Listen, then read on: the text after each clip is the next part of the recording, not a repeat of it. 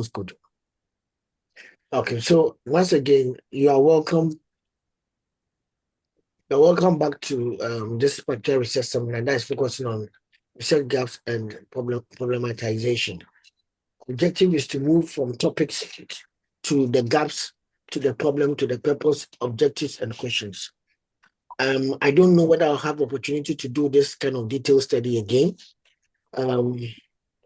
Some of you are asking that you want permission to record. I'm also recording, so but you let me give you permission because most of you want it for your personal library. So I've now allowed you, so you can try and record again. Those who are trying to record, I've allowed you to record. Yeah. I think in future, what I'll do is to open the seminars I'm doing to more people, even though I'm still teaching a particular group of people to enhance the interactions in class. Because what I realized that sometimes the students we are teaching, they are just coming in for looking for marks. But what I realize others also coming for knowledge. And I want us to come in for knowledge, not just for marks. Okay, so thank you very much, all the students who are gathered here. Thank you very much for giving me your time. I can see that people who are even in their second year, in their PhD are also showing up here. Joshua, I see you are here. I don't know whether Derek is around. But yes, please, I'm here. Yes, sir. So you can share the link on the main MIS page if you have time. Okay, Prof, I will. Thank you. Because this is a very important topic. I know we don't get opportunity to do it often, so I want to try and do it well for everybody. Okay. This said, please don't be shy to ask questions, but ask relevant questions.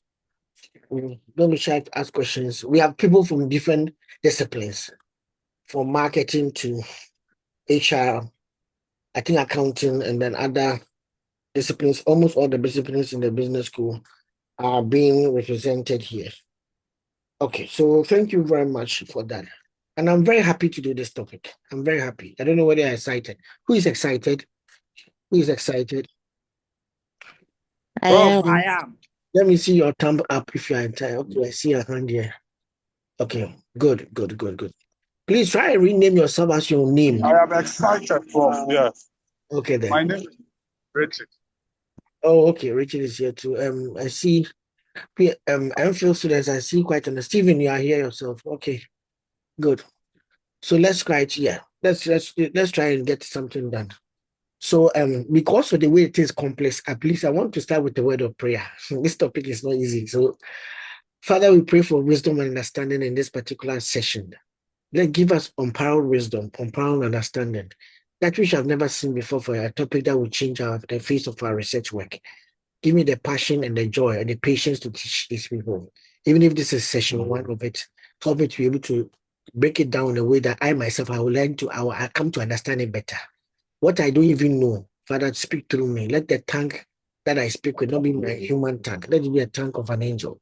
I also pray that, Lord, the understanding heart will be receive this work. Open the hearts of mine, open the hearts of the audience, open their minds to appreciate, to receive this in a way that has not been received before. In the name of Jesus, I also pray that it shall go and change the way they see research and give them confidence in their next steps of their life. In Jesus' name I pray in thanksgiving. Amen. Amen. Okay, so this is because of what we want. Thank you very much. This is what we want to do. Our objective is to try to delve into an area of research that it's not easy for people to appreciate. Yes. We are looking at factors that influence topic selection. We are looking at research gaps and topic selection and problematization. Good. Now, so to start with the factors which influence topic selection, I've gone through this several times in different ways for some of you. So I don't want to just mention them. I want us to now understand them. So we have something I'm just projecting here. And some of you are here. Okay. Some are you using a computer?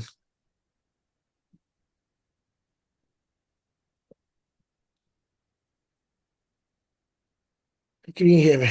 Okay, so can I get a volunteer to just read what we are seeing on the screen?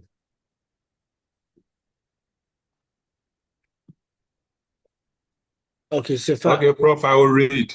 Oh no, Joshua, let the Let the students read. You are a big man. Okay, Prof. Okay. Okay, Prof. Thank you. Okay, Ajua, you can read. Migrants, women entrepreneurs, and emotional encounters in policy fields.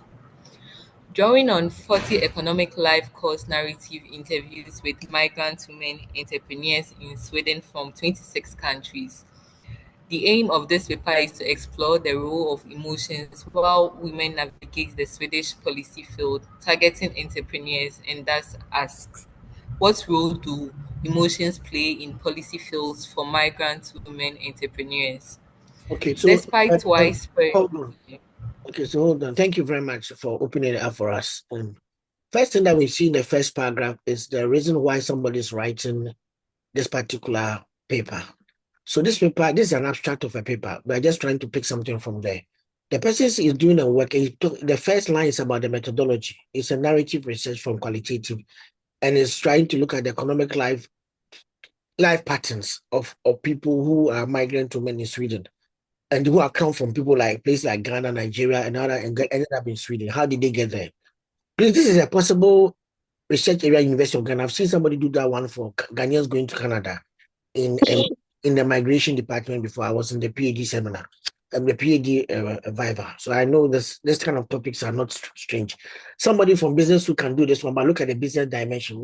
What's the business cost of moving from here to here, especially like somebody in finance, somebody in HR, they are moving for work, somebody in MIS, look at the role of the technology doing the accounting can even have a dimension. It's accountants who are moving from Ghana. Now we are hearing nurses are going to move from Ghana to Grenada. So in future, somebody may do a study like this. But what is interesting is that what role do emotions play in policy fields for migrant women in entrepreneurs? That is the question the person is asking. And the question is the centrality of the research. But where did the question come from? That is where we come in as trying to understand that what was the gap there, what was the problem there, what was the issue that led to the topic like an area of research like this. So he said, despite widespread acknowledgement that emotions are central to entrepreneurs' motivations and performance. When somebody said despite something, despite means that there was something else, but there was appreciating that there was something that has been done. But however, there's something yet to be done. So usually when you read quite a number of people's papers, they use words that show the discrepancy to introduce the gaps that is underpinning the research area. They use words that show discrepancy. Please, I'm taking my time. So you can write some of the things down. Words that show discrepancy, despite, although, hitherto, before this, on the other hand. So whenever you are reading papers, whether it's the abstract, in the introduction, the conclusion, sometimes even the methodology, look for words like that. That tells you a deviation, a turnover, looking at the other side, or a comparison of different issues. So whenever you see this type of writing, you are turning to signal that there's something, I'm come to tell you something different or new. So the role of emotions in daily entrepreneurship remains under-examined. Under-examined is that the widespread acknowledgement means that current researchers have acknowledged that emotions are central. This is an abstract, that's why I'm not seeing references. Current research have acknowledged that emotions are central to entrepreneurial motivations and performance. However, the role of emotions in entrepreneurship, daily entrepreneurship, remains under-examined. That means that there's acknowledgement that emotions are important to entrepreneurs, how they do their work. But the actual research that will examine how emotions affect a person's day-to-day activities as an entrepreneur, we have not seen research in that area. It's under-examined. That means that there's not enough research. So learn the words under-examine. Under-examine means that there's yet to be more. Or it means that there have been research in that area, but it is not enough. Some questions remains unsolved. Now, using the lens of emotional citizenry, whenever any person writes that using the pathway, using the variables, using the lens is like what you are looking through. And it is meaning that he's signaling the research framework, the frame for the research, using the lens or the theory he's going to use, using the theory of emotional citizenry. So First of all, what the person did in the first sentence in the second paragraph is to establish that there is an issue that has not received much research, and that issue is the role of emotions in the daily entrepreneurship. We don't know much in that area. Now, how do we address that one? He is now going to pick a particular theoretical framing called the emotional citizenry theory, or the lens of the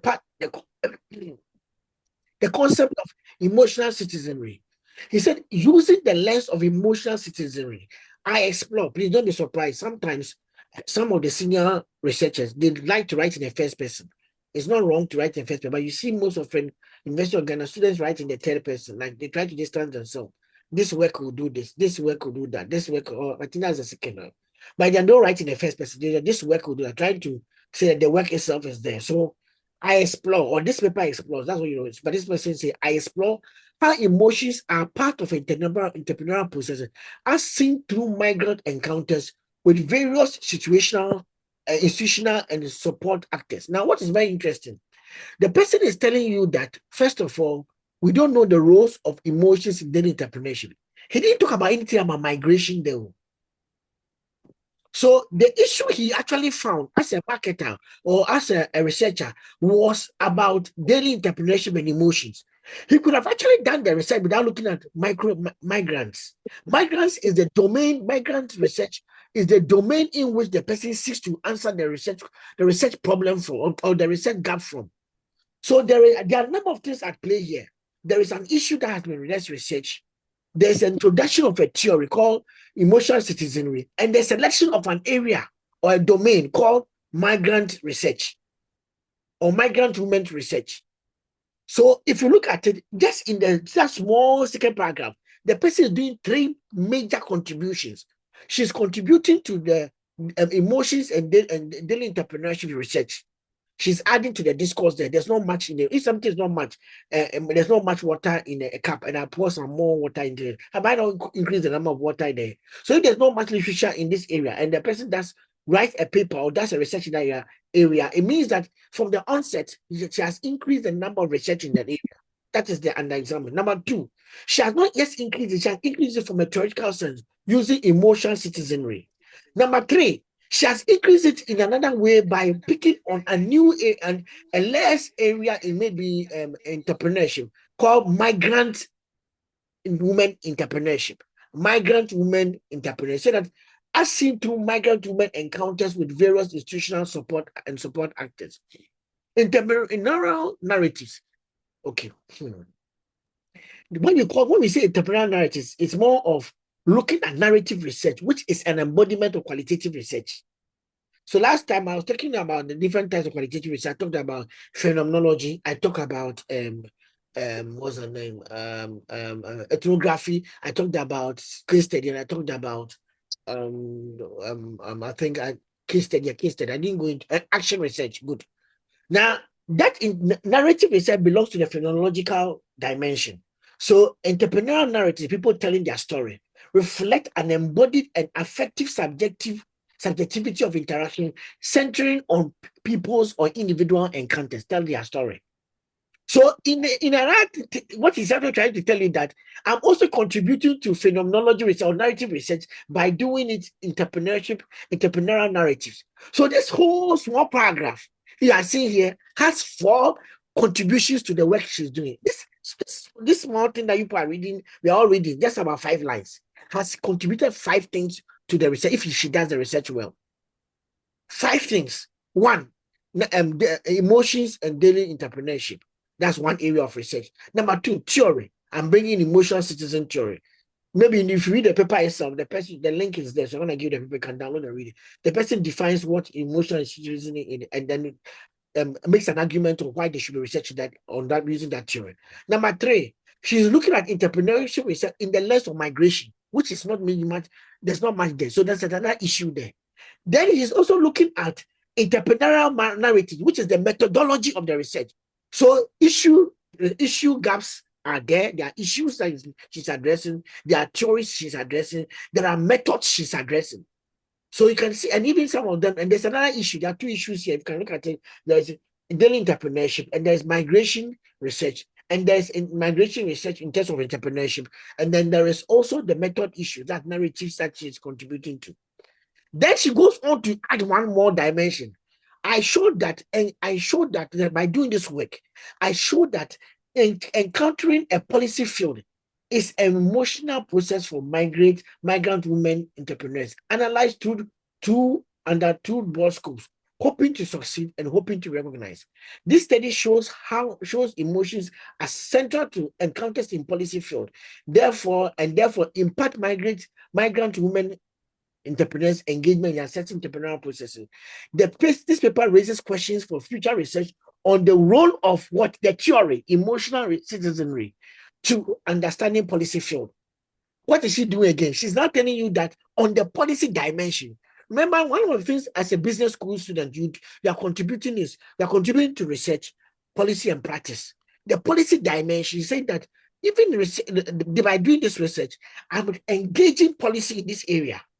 And by the time I finish, I will try to point to you that there's need for more research on theory and policy. This is even another level. This small abstract has a body like four PhDs in it. Because policy and theory is another dimension. You say that the role of emotional citizenry to understand policy field. So public admin too also plays a key role here. So you see that when a person is wanting to do a long essay or a thesis or a PhD, one of the things that you need to understand is that what are the gaps are you responding to? Is that you focus on just the issue? Then does the issue have a tangential issue? For example, this person mentioned that I am doing a research on entrepreneurial motivations and performance. Oh, no, you do research on daily entrepreneurship and the role of emotion, which falls under entrepreneurial motivation and performance. However, she is trying to look at it under the lens of migrant entrepreneurs, and even under the lens of women. So even have you forgotten to mention the gender dimension in this whole discussion? There's also a gender. So there's the gender dimension also makes the thing multi-layered. So in terms of issues, you have a gender issue here, you have an entrepreneurship issue here, migrant entrepreneurship issue here. You have got emotions and entrepreneurship issue. Three issues: emotions and entrepreneurship, gender entrepreneurship, and then migrant entrepreneurship. Three of them is what she's trying to intersect together. Then she has got emotional citizenry, the lens of it, the theory of that one, and applying to entrepreneurship. That is also one good thing. And she has got narrative research, applying narratives in research. So somebody can do a study and focus on narratives of people. What are the narratives saying? So that is also another good. And entrepreneurial narratives are important. We want to hear the entrepreneur story in their own words. In the past, many of the research entrepreneurship is somebody becomes an entrepreneur, then we go back and ask them, how did Despite make it? Then we ask Kwame Sefu, we ask his brother, we ask his sister. No, but this one is saying that, let me talk to Despite himself. Narrate your story to me. Tell me what it is in being from Kumasi to Accra and becoming an entrepreneur like this.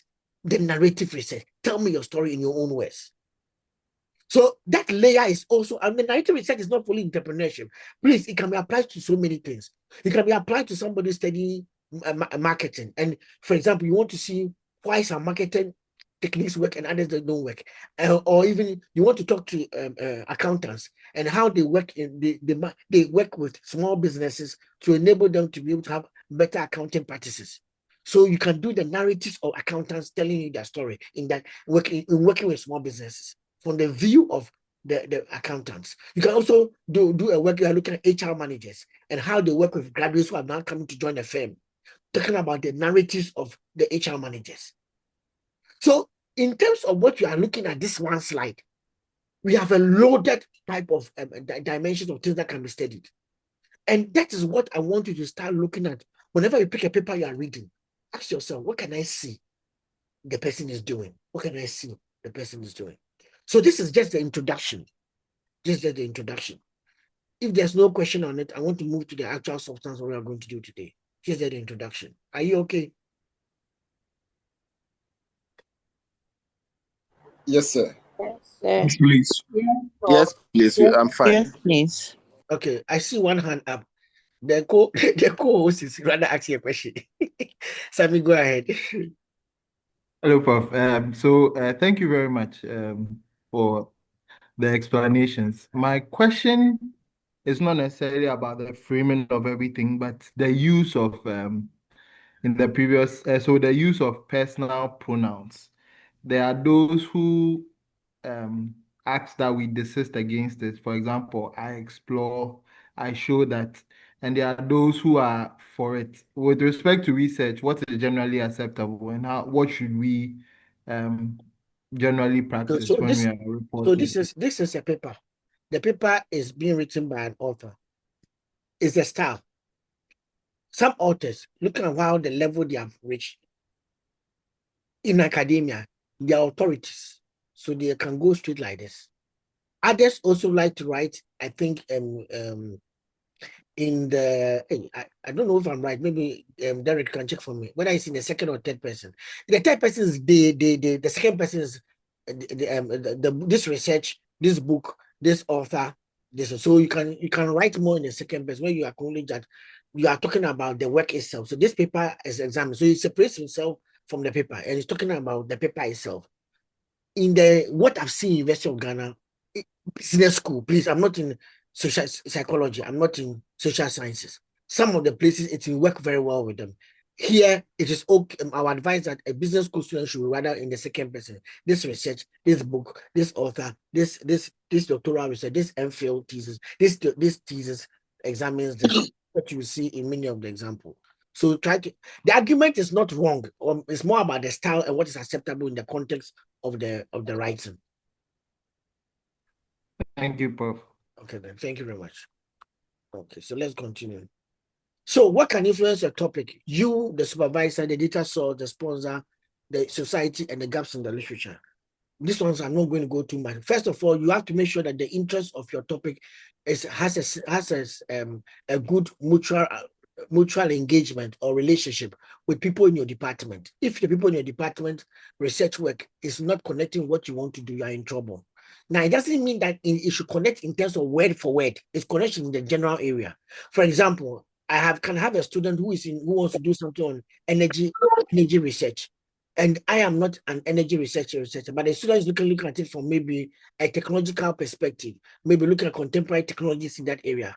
Because I also do digital platforms and contemporary research using AI, I can embrace such a student. However, if the person was in management science, they do energy economics research, but they don't add technology. So they want to use a general dimension. So a good supervisor can make sure that he is coming from the energy research, he is coming from the IS research, but he'll go to the energy economics person and go and come and join my team so that we can do supervise a student who is doing both energy research and then information systems. So the supervisors sometimes combine to supervise your research. In an MPhil, it is two supervisors, the lead and then the second person. In a PhD, it's about up to four. The lead, who is either a professor or senior lecturer, and then the other researcher, second, third, fourth. Sometimes there's even a fifth, but usually the maximum they embrace is a fourth. So second, third, fourth. And sometimes there can only be two, the first, the lead, and the second person. So the lead should be a senior or a senior researcher or a professor, but the rest can be lecturer level. And then for the MPhil, it's possible that your MPhil can be supervised by a researcher, a lecturer, or a senior lecturer, not necessarily a professor too. Or it can be supervised by a professor. There's nothing wrong about the three. Anyway, so but just have it in mind. So it is important for you to be spending some time on Google Scholar and then look at the research areas of the supervisors the lecturers in your department, so that whenever you are choosing to write the topic you are interested in to your department, or you are engaging your department in it, you are going to tell them that you are going to choose something that is within their area of research. That even helps that if they are sharing, the supervisors in MPhil level and master's level, they tend to share. So they said, okay, Prof, you are the one doing AI research and women. So somebody has brought women and AI research, we'll send a person to you. But if a person is coming with a research area or maybe general e-business, I can do e-business, but maybe that's not my core area and I'm not interested in that area. So that e-business research can go to another lecture. Sometimes if you just choose IT, if you choose research like you have a student who was in finance and say you do something on financial literacy. Financial literacy can be supervised by anybody in finance. SME finance, it can be supervised by anybody in finance. So those ones become very easy for them to just choose anyone to supervise you. But when you start choosing a particular area, for example, the World Bank policies and how it affects SMEs. Then you're talking about people like Professor what's the name? Bobkin, who does a lot of World Bank policy discussion, even on radio and beyond and beyond. So or you're looking at maybe development financing, how we finance development projects. So you have to please understand the research areas in your department so that when you are communicating your interest, it falls in line. Otherwise, you'll be a floating vote. It will just be going around and people will just consider, after we have shared them, we choose whoever will add you as a bonus to somebody. And I don't think you want to be a bonus. Sometimes some students are also smart. They approach lecturers in the department and tell them something that they want to do. Now, if you are a PhD student, you should have known who you are going to supervise you, because usually at the entry pathway, when you are coming in and you do your presentation, the supervisors are identified, and people make choices or start having an understanding of, oh, I'm interested in Abeku, I'm interested in this particular person. So please don't have an idea of where you are going. The difficulty, the most important reason why I'll say do that is because, please, what if somebody like I brought you in, then as you get into a program, then you start working with another lecturer saying that now that you have gotten, you are not interested in this area anymore, you are going to another area. Do you know that the person made a choice between you and another person to select you? So if you enter the program, you say you are not interested, you are going somewhere else. You are putting yourself in a jeopardy, because at the end of the day, the person you are going to, the other supervisor, that supervisor is now has to now contend with that another lecturer to say that, but I brought in somebody I'm going to do research with. I even started even looking for funding for the person. Now you are come to take the student to go and do another type of research. At least have a courteous way of disengaging me, because maybe you don't know the plan I have with that particular student or that research area. So please don't become an item of politics. I advise you, don't become an item of politics. When you are in the department, be very careful of what you make your choice and how you make your interest known. In case you go for a lecture, somebody comes to teach on something new and you are interested in it, you can gain the knowledge of the interest without necessarily saying that the person should become your supervisor. If the person, especially with the MPhil, the person interested in you, the lecturer can go and do the fight, but don't be the one doing the fight. Okay, so we have the discussion with them and then read their publications. Then sometimes the data source, sometimes people come in and they have the data source already. In Manchester, when I was doing my PhD, I met somebody who was working in an HR, public HR section of Malaysia. She came with her data and she finished her PhD in 2 years. After year one, the next year, then she finished. She came with the data herself. She had the data, she showed up with the data. So sometimes people have their data already, they are coming. And they have done, maybe they've done a master's or they've done something in the area. They know that there's a gap in the area and the person is coming to solve it. So some people have their data already. I have supervised one of the politicians before who came to the PhD program and he knew what he wanted to do. He knew the topic because he had done something in practice and he had implemented and had become successful. And he said the story has to be told. So that is what the area of research I'm going to do. So sometimes people come with their data. They come with their data already. So from day one, they know where to collect. They know you are saying you're not going to collect the data. They have collected the data already. Because they have experienced the data. The data was experiential to them.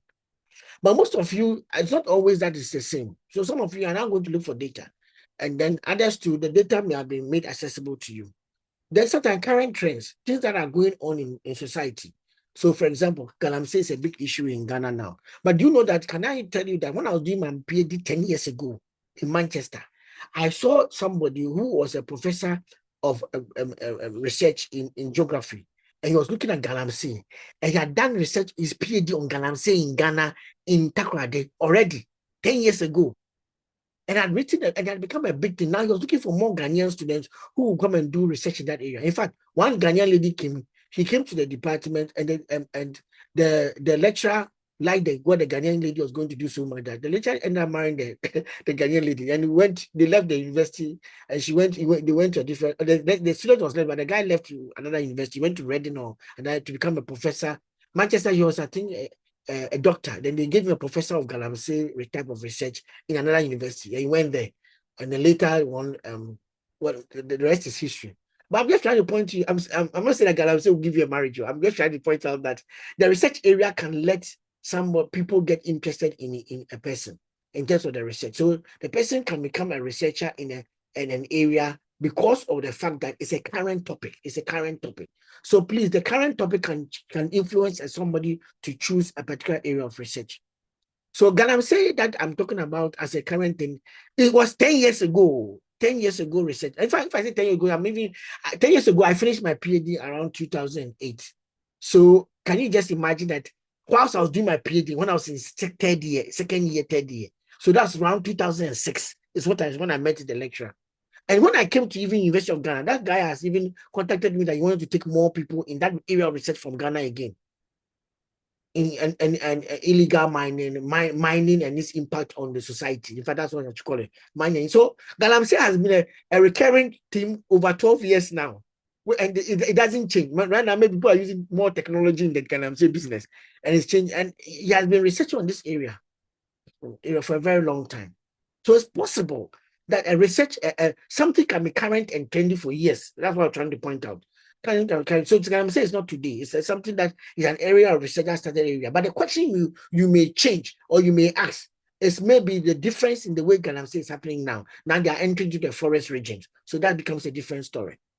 Yeah. And I also know that people also were looking to Galamsey from a different perspective. Like when the mine is closed, when you finish doing the mine and you close up the mine, how does it impact female entrepreneurship in that community? I don't know whether you know about it. There is also the dark entrepreneurship in Galamsey, where women are leaving Nigeria to become prostitutes in Galamsey regions. So the question is that when the mine is closed and they move to another place, from what I've heard from the last raid that happened in Ghana, the women will move with the men to the next community, which is very, very interesting and a little bit disheartening. So the dark entrepreneurship, in terms of this illegal entrepreneurship, keeps on moving, and the more move with them. And there are mothers and queen mothers in that they leave Nigeria, and then they come and they come and work. They bring you here. You work and when you buy your freedom, you go and bring other girls from the same community in Nigeria back to Ghana. So that very complex thing has been going on, very complex. And look, I remember I began this session with migration. So there's migration issues even here too. So those of you who want to do very contemporary research, push the bar. Look for new topics that are engaging and are interesting, and that can also give you a job by the time you finish. Anyway, I've seen 2 hands up. Let me take Edwina first. Edwina.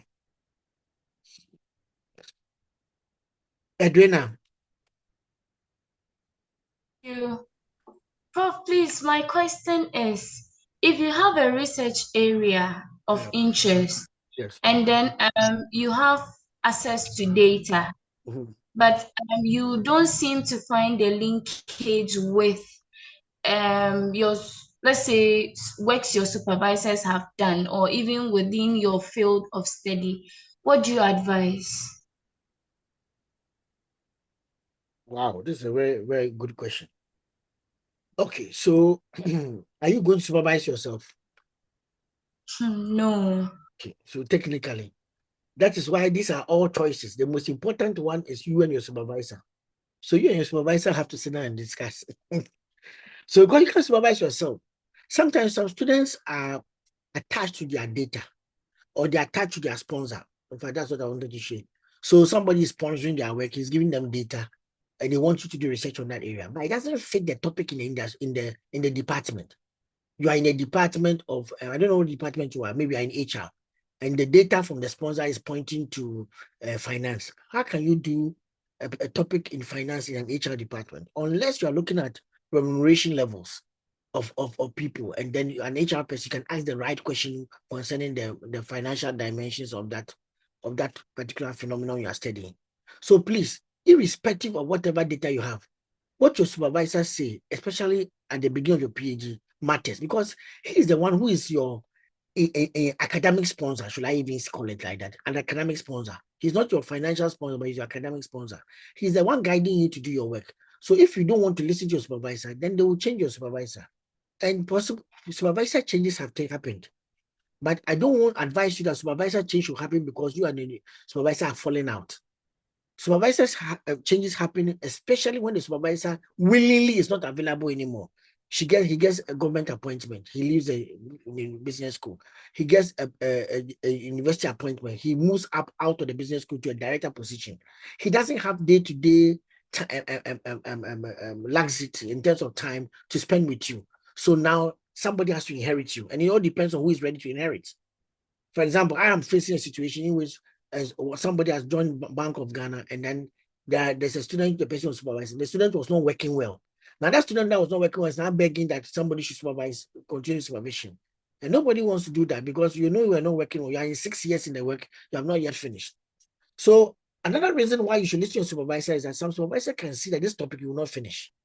They can entertain you quietly, and for you to waste 1 year and pay school fees again another time to just be in the program. And then they don't have a problem. After some time, I remember a supervisor saying this particular student, you leave the student. Let him hang around the program. In the 5th year, we'll write to that we can't supervise you anymore. And truly, the person has been hanging around, you do the work, he's just been hanging around, you narrow down up to the 6th year, 50, in 6 year now. So the student, the supervisor says, I've moved on. I'm not interested in the topic and the person anymore. And every time you've been paying school fees, so now you're stranded. You don't know what to do.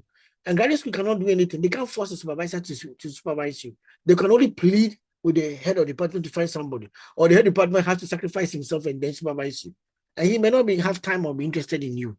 So please, listening to your supervisor and having a mutual understanding of what you want to do is important. Otherwise, you find yourself without an academic sponsor in after the year 1 or year 2, because nobody is interested in the area. As a supervisor, I sometimes see further than what students. I say I sometimes. It's not every time I can see further, but I sometimes see further than what students are presenting to me. For example, I may be more read in the area. I can tell you this will work, this will not work. I can also point to you that what you're looking is too narrow. I can also tell you this one there's a PhD in it. Even if you're not seeing a PhD, I can tell there's a PhD in it. And then sometimes too, there are supervisors that are so good enough that they can see a PhD even when anybody in the department is not seeing a PhD. They can still see a PhD. And if you listen to them, they can help you get a PhD out of it. So please, you have to play your game, your balance your cards very well. A supervisor understanding and appreciating your work matters. The data source that you have is not paying the school fees unless the person is a sponsor. So, and maybe most of you, sometimes you are also interested in the topic because that is what will help your job in the next 1 year. So you want to do that one. So be very careful because sometimes you have not finished your PhD or your master's MPhil yet. So that job that you are looking for is not yet gainful in your hand. So be very careful that you don't mortgage the future. That's the mortgage the future of your PhD or your MPhil work with the short-term benefits you are going to obtain by doing this long essay or this thesis in that particular area. Listen to your supervisor. Well, but there are sometimes supervisors too can be wrong. I have to tell the truth. I've had situations that a supervisor told a student that there's nothing in this work, you can never finish. It says no, nothing there. I look at the work, I told that there is a PhD here, you can finish. The person is now finished, has been appointed by government, this current government, to do something interesting. And the person did an excellent work. So it's all about somebody to believe in your work. Sometimes you have to believe in the work enough for somebody to believe you. Sometimes your belief can be also be skewed, but can also be biased because you cannot see clearly and you believe that it's so good. Only you are seeing it. And when only you are seeing the supervisor is not seeing it, it's a problem. You can feel. Okay, Simon, go ahead. Simon, go ahead. Please let your question. Okay, Prof. Some of you can type your questions in the chat room. Derek is here. He'll read it for me when he sees it. So you can type your question in the chat room. Yes, please. Go ahead, Samuel. Okay, Prof. My question is, what is the motivation for some people to financially sponsor a particular research? Okay, that's a very good question. And because they can. That's what I would say. One. Number two, because they also have an industry report you're looking for. My last 2 years, I had a research grant that we're doing a research report in Ghana concerning fairness in the gig economy. That's on both and people who work on both, so especially on all these platforms to make sure there is fairness in their jobs. I got one of my PhD students to do a research, his thesis, his PhD in fairness, fairness in those platforms. But he was coming in from social inclusion perspective. That person got a whole PhD sponsored twice. That company sponsored a person's data collection. They sponsored everything. and the person helped the student they helped the student. The student was generated a report out of it. When he finished, he also applied for a Banga, which is a university. Complete your work. Banga also gave me extra money. The topics can be so interesting that everybody see the social value of that work. They'll keep on giving you money. The reason why some of the research you don't get any attention is that your work has not been positioned to get money, and some of your topics will not get money. You choose a topic like asking AI and how it will help security, it won't get anybody's money. I'm not saying it's a bad topic, it's a perfect topic, but nobody will sponsor it. You are doing something on carbon emissions and stuff, maybe somebody in carbon area will look at it. You are doing something on women and migration issues. Yes, somebody may look into you. You are looking at somebody's a study on the 24-hour economy, but looking at it from an angle which is important to government, maybe somebody will sponsor it. Who will benefit from your work in policy dimension and in practice? So that if you are looking for a money-sponsored PhD, align well. But if you're not, I'm not saying my PhD was sponsored for a different reason. I was sponsored by Dorothy Hawkins Foundation for the reason because I was doing a research in an area that defines the way firms make money online, and I did it in the 2008 thereabout. At that time, how many African firms were making money online? So even the Europeans wanted it. So an European company sponsored it mine. So if your research is not attractive to any vendor or any development agency or any governmental agency in Ghana right now, nobody will give you money. But sometimes people get money for different reasons. For example, one of my students also got Banga research money from the University of Ghana because he was doing something on cybercrime. Cybercrime. So another student also got Banga research. So I'm telling you, 3 students who have got Banga research. Another person who got Banga money because he was doing research on smart communities and smart technologies in Ghana, looking at the district assemblies, how can it become smart. One person is doing smart economy, he got money. One person is doing what's the name? Fairness and digital, looking for it from inclusion, women, and then these people with disabilities. He got money. One person also looked at it from what's the last one I mentioned? Cyber crimes and emotional romance fraud. He got money. However, those who won, 2 of my students have won Vice Chancellor's Award for best thesis. The one who did the PhD in the music industry in Ghana years ago won Vice Chancellor's Award for best thesis in the humanities. The second year, the person who followed was the one who did a study looking at API. APIs are technology that helps you for one technology to talk to another. So, for example, the reason why you are able to link, let's say, your Instagram account to maybe and see it linked into maybe another platform where you can you can comment on Instagram and it shows on that platform too. It's because of API. 2 things are being linked together. One of my students did any API research. That paper has been cited severally. That person also won Vice Chancellor Best Award. So back to back, the 2 of them won by Vice. In fact, they were in the same class. The first person won it, but he submitted first. The second year, the person who submitted it also won it. None of them got funding.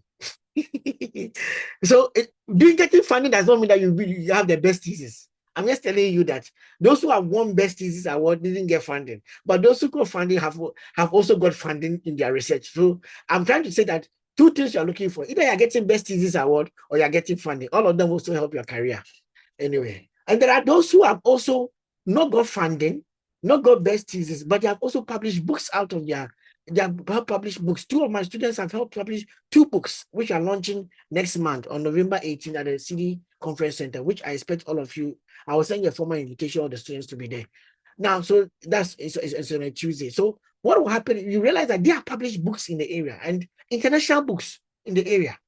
So it is possible for you to make big contributions with your work if you know where you are, work with the right supervisor. That's the one, and you know what you do, something which is relevant. That is true.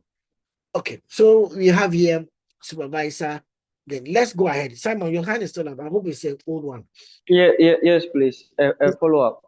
Okay, just ask it. So go ahead. So when you have your research topic, and how do you get that funding? Is it that you apply for it from those NGOs or companies, or sometimes the lecturers that are supervising the work The lecture already have an area where some organization want to sponsor and they direct you for in those.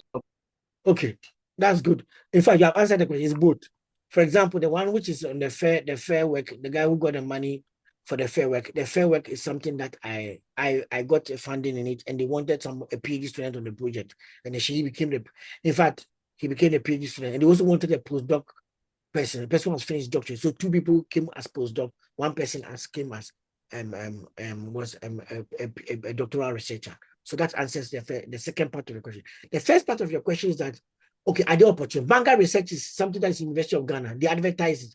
Those who are looking for money to complete their PhD, right? In the fourth year, you are doing the write-up. You want money to be able to finish the PhD, finalize your data collection, and then do your analysis, and then do your do your write-up and print the work. So all my students who have gotten it, 3 students who have been able to win it. I think 4. I believe there's 4. There's a 4th person who I think I also helped. So 3 students, I remember 3, but maybe before. 3 students who have gotten it, I know they got it they all got at the final year. Just only put it open for final. Okay, there's one of them here. That's Dr. Bano. So Dr. Bano is here. And Dr. Bano is the one who got it for cyber crime research. So you can see him here. So I'm not telling a lie. In the Bible, there's a story about Gehazi telling a king about a woman that his boss Elisha helped. And as Gehazi was telling the story, here comes the woman I was talking about. So here comes Dr. Bano, the man I was talking about. So Dr. Bano is here. Okay, so I'm not telling a lie. He's here. Maybe later on, when he has a tutorial with you, the MPhils, he can explain to you how to apply for Banga. But let me tell you, MPhil students and PhD students, there's a new one which has been launched by a graduate school. It's open to all of you at whatever year you are. That one is just I think graduate school research grant or something. That's what it's called. The University of Ghana Graduate School Research Grant. That one is open to everybody. So you can also consider applying for that one. What is happening is that graduate school has been complaining that sometimes people from the business school, all these grants, they don't apply. And I don't know what the business school, all of you are in a comfortable lead or what. You are in a comfortable area, so you don't apply for these grants. And some of the students say that when they apply, they don't give it to them, but there are things that doesn't look socially, have a social connection. That's what I told them. But they told me that that's not true. You apply and we'll look at the merit of the work and the contributions you're going to make. But I know as an evaluator for grants that when the thing has more policy and social impact, you get opportunity to be sponsored more than if it's not. Like I told you, social inclusion and disability, somebody got money. So another smart economies and then smart economies and then smart communities and metropolitan in Ghana, somebody got money. And then the last one, cybercrime in Ghana, somebody got money. So technically, you can make the mathematics and see that anything that has a strong policy impact in Ghana, a practical impact, is easy to get money to support it. Anyway, but that doesn't mean that you are the one you are the only one who can do research. Some people who have done research in other areas have also gotten money. Now let's look at the other one. The other one is research gaps, and that's what brings us here. The discrepancies in literature that needs to be addressed. A discrepancy we saw earlier, I printed one earlier. So let's look at one from Professor Abel, who is in the finance department, our former dean. Excellent way of writing. This paper was published somewhere in 2007. So, and it reflects on some of the work he has done. Professor Abel was writing this paper, and I'm reading just part of an extract from the introduction of the work, where the gap was explained. Corporate governance has been identified in previous studies to influence firms' financing and capital structure decisions, which also affect their performance. Now, that statement is acknowledging the current work on corporate governance. That is what it is. And usually, any research gap and every research problem, now this together forms a problem, a short problem. And inside are the gaps. Every good research problem always acknowledges the research gaps that the research that work that has been done in the area. So corporate governance has identified previous studies in firms to influence firms financing and capital structure decisions, which also affect performance. Good. These empirical studies done by Berger et al. And Friend and Lang, the studies that have been done already in the past by these two people, have tended to focus mainly on developed economies. So the papers have been looking at papers, the studies have been in developed economies with inconclusive results. Listen very carefully. Two gaps are here. The fact that the papers have looked at developed economies is showing that there's a concentration on developed economies. Developing economies like Africa here, Ghana, Nigeria, don't have much research on, as of that time, on corporate governance. That's what, especially in looking into firms' financing decisions, how corporate governance influence the financing of firms or capital structure decision of firms. Number two, the current work in the developed economies is inconclusive. That means that we need more research to even make the ones in developed economies conclusive. It's inconclusive means that the results have got divergent views. Now it goes on. So that's one line here is a gap. That line, these empirical studies, is one gap he has pointed out. One is called the geographical or context gap, telling you that the work is more on developing country than developed country than developing. Number two, the one in developed country is inconclusive in their results, which is pointing out in terms of the outcome of the research or the issues that we are trying to find out in the research. So in terms of the research, the results are inconclusive. It's pointing out that there is something missing in the research area. That has to do with the issue concerning corporate governance and the financing of firms. However, very little, what did I tell you earlier? Discrepancies. Where's that connote discrepancies? Very little, however, has been done on corporate governance in sub-Saharan Africa, especially with respect to firm financing decisions, firms financing decisions or financing decisions of firms. What he's saying here is that we are not telling you that corporate governance has not been done in sub-Saharan Africa. We are telling you that what data which has been done in sub-Saharan Africa is small. Even the one that, even more, is it in terms of its the quantity. The fact that there is very little research on firms financing decisions. Now, at this time, what Professor Abba is doing is that he's pointing out that the research on financing decisions of firms needs more studies. One, from the developed economies, because there's inconclusive discussions there.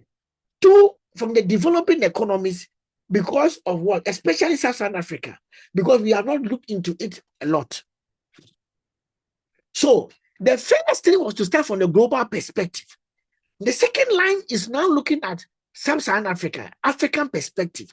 Then the third line comes to Ghana. Many of the time, students like to talk about research gaps straight to Ghana. The thing has been done in other countries, but not in Ghana. That's why I'm doing the study. Who told you?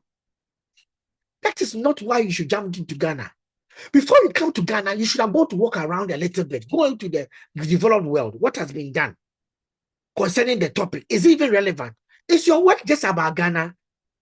So if I put you in Harvard, will you be talking about just Ghana straight away? You'll be talking about the issue because you'll be able to look at the issue at the global level, then the African level or the Asian level before you come to Ghana. Don't go straight to Ghana. The thing is a long thesis. Thesis 50,000 words. You are writing a lot of words. And you for the MPhils, I don't know the number. If you can check from the handbook how many words you're supposed to write. But at the end of the day, I know the MBAs are supposed to write at least 12,000 words. So MPhils may be writing between 15,000 to 20,000. So it's a long thing. If you go straight to Ghana, you end up writing a short essay. So go and walk around. You can get more to write. That is the logical reason I'll even tell you to why you should be walking around. Go and look at elsewhere. If you don't look elsewhere and go straight to Ghana, what can you say about Ghana? It will get after one line is finished. After two lines is finished. But if you walk around a little, compare your work. Because the fact that you are doing the work in University of Ghana and you are in Ghana, does not mean that your work is only for Ghanaians. You should be able to talk about the topic at the global level, at the African level, at the Asian level. So why don't you take your time and look at papers from those other geographic jurisdictions before you rush to Ghana?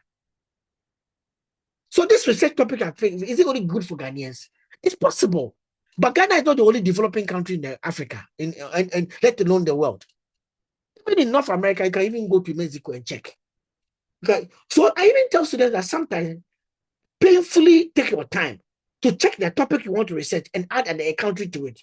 The topic you want to in China, the topic you want to research and maybe Malaysia, the topic you want to research and then maybe South Africa, Botswana, Kenya, Nigeria. Before you come to Ghana, walk around a little bit.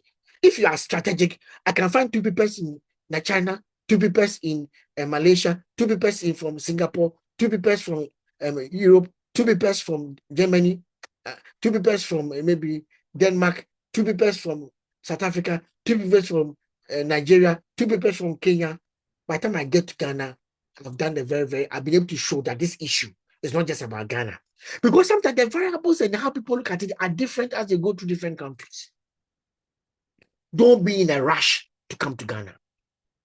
I'm not saying that when you japa, don't come back. I'm not saying when you travel, don't come back. I'm saying that don't be in a rush on the paper to come to Ghana. Even though you know you end up in Ghana, walk around a little bit.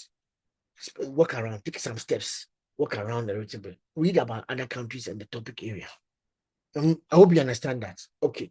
So Prof Abo has done that for us to look at it. In Ghana, for instance, economic development and restructuring have introduced modern forms of business activity and diverse financial structures like Ghana Stock Exchange in the past 2 decades. So he's telling that this topic I'm trying to work on, it is relevant in Ghana because the stock exchange has come on and firms are having more options to be able to find money. It is therefore crucial to determine how current issues in corporate governance affect the financing decisions of Ghanaian firms. Why? Because 1, Ghana is experiencing a phenomenon in which firms are getting onto Ghana Stock Exchange. So they are expanding access to funds. And what we have come to see in literature is that when firms are exposed to more money, corporate governance issues start up. People start blurring the lines between their money and the company's money because more money is coming to the company. So that's what he's trying to tell you. So this paper, this last sentence is what we call the purpose of the study. This paper specifically examined the relation between the various variables of corporate governance and capital structure decisions. So he's telling the variables he's looking at listed on Ghana Stock Exchange. He has told you that where he's going to collect data from and then the period he's looking into. So before Prof. Abo came to the final statement, he went to establish the reason of doing the research and establish the need to do the research in Ghana. Don't rush to Ghana. Paul, I see your hand is up. Yes, Prof. It's on the don't rush to Ghana. So let's say someone's topic talks about Ghana. To what point do they know that okay, this is enough? Stop. Nobody's topic talk about Ghana. Nobody's topic talk about Ghana. Okay, sir. Let me tell you something. Ghana is where you happen to be collecting data from. If you were doing your PhD in South Africa and you are a South African, you also come and say that your topic talks about South Africa. So nobody's topic is supposed to talk about the country. It just happens that the issue is being studied in that country. Please, do you understand what I'm trying to say? There are 2 different things you are saying. No. Your issue is relevant. Is the issue relevant before we choose Ghana? Okay. Is your issue is still relevant before we choose Ghana? So if the issue is not relevant, why are you choosing Ghana? It is possible to, the reason why we are choosing Ghana is that we want to make sure that we have access to data. That is the core issue to do the PhD. But we have got PhD students who have been studying using World Bank data, the finance students. What do you say about them? And they study patterns on the oil economy, comparing, they are trying to prove economic model. So they are comparing oil figures from US with oil figures from Mexico, with oil figures from African countries. And they are running a regression and they're finishing that way. That's my concern about Ghana. It's about the oil economy. And just happens that Ghana is part of it. That's all. So please, I'm changing the way you think. If you're an undergrad, you think about is Ghana. If you're a PhD student and MPhil student, you think about the issue and the theory you want to contribute before you talk about the way you're collecting data. But technically, you always also want to choose something that data is accessible. That is logical. But don't put the logical dimension of data being accessible before the choice of the area. Otherwise, you may close in yourself. For example, a person can choose a topic, then technically the data is not in Ghana. But a good supervisor can tell you what he can do about it to get the data. Maybe change one variable, and then that's enough to bring the Ghana data relevant for the study. Okay. Many of the students, you think that the work is about Ghana. The work is about the issue you are trying to research on, and then the theory you are trying to contribute. Ghana seems to be where you are collecting data. Don't put Ghana ahead of you before you make a choice on the issue. But problems in Ghana can signal an issue. Let me explain something to you. That's a very good question here. Look at this one. Look at the table I have here. Problems in the society can signal an issue in the relationship for you to go and look out for. And I'll explain to you as we go on. Problems in society can signal an issue. Problems in the data can signal an issue. Problem communicated to you by your sponsor can signal an issue. A problem told you by your supervisor can signal an issue. I had a PhD who did a study on gamification. And he was studying on gamification in the education. Gamification is when we try to use games to enhance education. When he came to me to come and do the PhD, I told him that when he wrote a PhD, he had something in mind. I told him that one will work. Listen to me. This is what will work. Look at gamification and maybe look at the education sector. Go and read and come back. He said, what is gamification? I told him that when I was working in Uganda and we're trying to address issues to do with AIDS. So we were trying to change behavioral patterns in AIDS and giving people confidence to go and do their AIDS test check. So people were afraid to come. So we started a mobile game and we asking you questions and that question was supposed to let you play the game. If you do this and get your place, now go and take the test because now you're convinced that you have something to go and take the test. And so we're using what we call gamification. As you play the game on text messages, you send them and give you get points. And the point that you get to a point, you have a great point, and you say that, okay, it doesn't look like you have it, you can go. But the way you have said this and this and that, we advise you to go and take the test. It encourages people to go and do more tests. So when I learned that from my practitioner perspective, and I met a PhD in Ghana, a student in Ghana, I told the guy that go and do gamification education. The rest is history. The person became the president of the special interest group for information and gamification in the world. First, he became vice president. Later, he became the president. All before he finished his PhD. Because one supervisor could tell you what the future looks like. I didn't even know. He was now the president of something that I was a member of. Can you imagine? Because he was the one doing the research in the area. So it's possible. It's possible that somebody can signal a gap for you. Signal. So, Paul, what Ghana should do is Ghana can signal an area, but Ghana shouldn't become the area, especially at the early stage of your research. Ghana shouldn't become the area. Ghana should signal the area. How many papers at most must be reviewed to draw a conclusion that no work is sometimes can even be one paper. Okay. At Temo, it can be one paper. If a senior scholar has done a review, there's what we call a review paper, and has reviewed 200 papers in that topic and tells you that this is where the gap is, you listen to what the senior in the review of, do you realize that somebody can say in a review of 20 papers, in a review of 300 papers, a person concluded that these are the research gaps, and that's all. So sometimes if your work is substantiated by a current review that somebody has done, you're good to go. The review has done the work already. Okay, so let's continue. So the research gap is a discrepancy in literature which needs to be addressed. Areas of study where there are reasonable gaps of literature. Now, this becomes a critical component of research problem because it is out of it that your objectives and research questions will emerge. So the potential contribution to literature lies in the research gap. And then the research gap is what is emphasizing that the research is necessary for us to look into. Okay. Please, those of you who have been sitting for some time, get up and walk a little bit before we continue. Just 1 minute. Let's walk a little bit.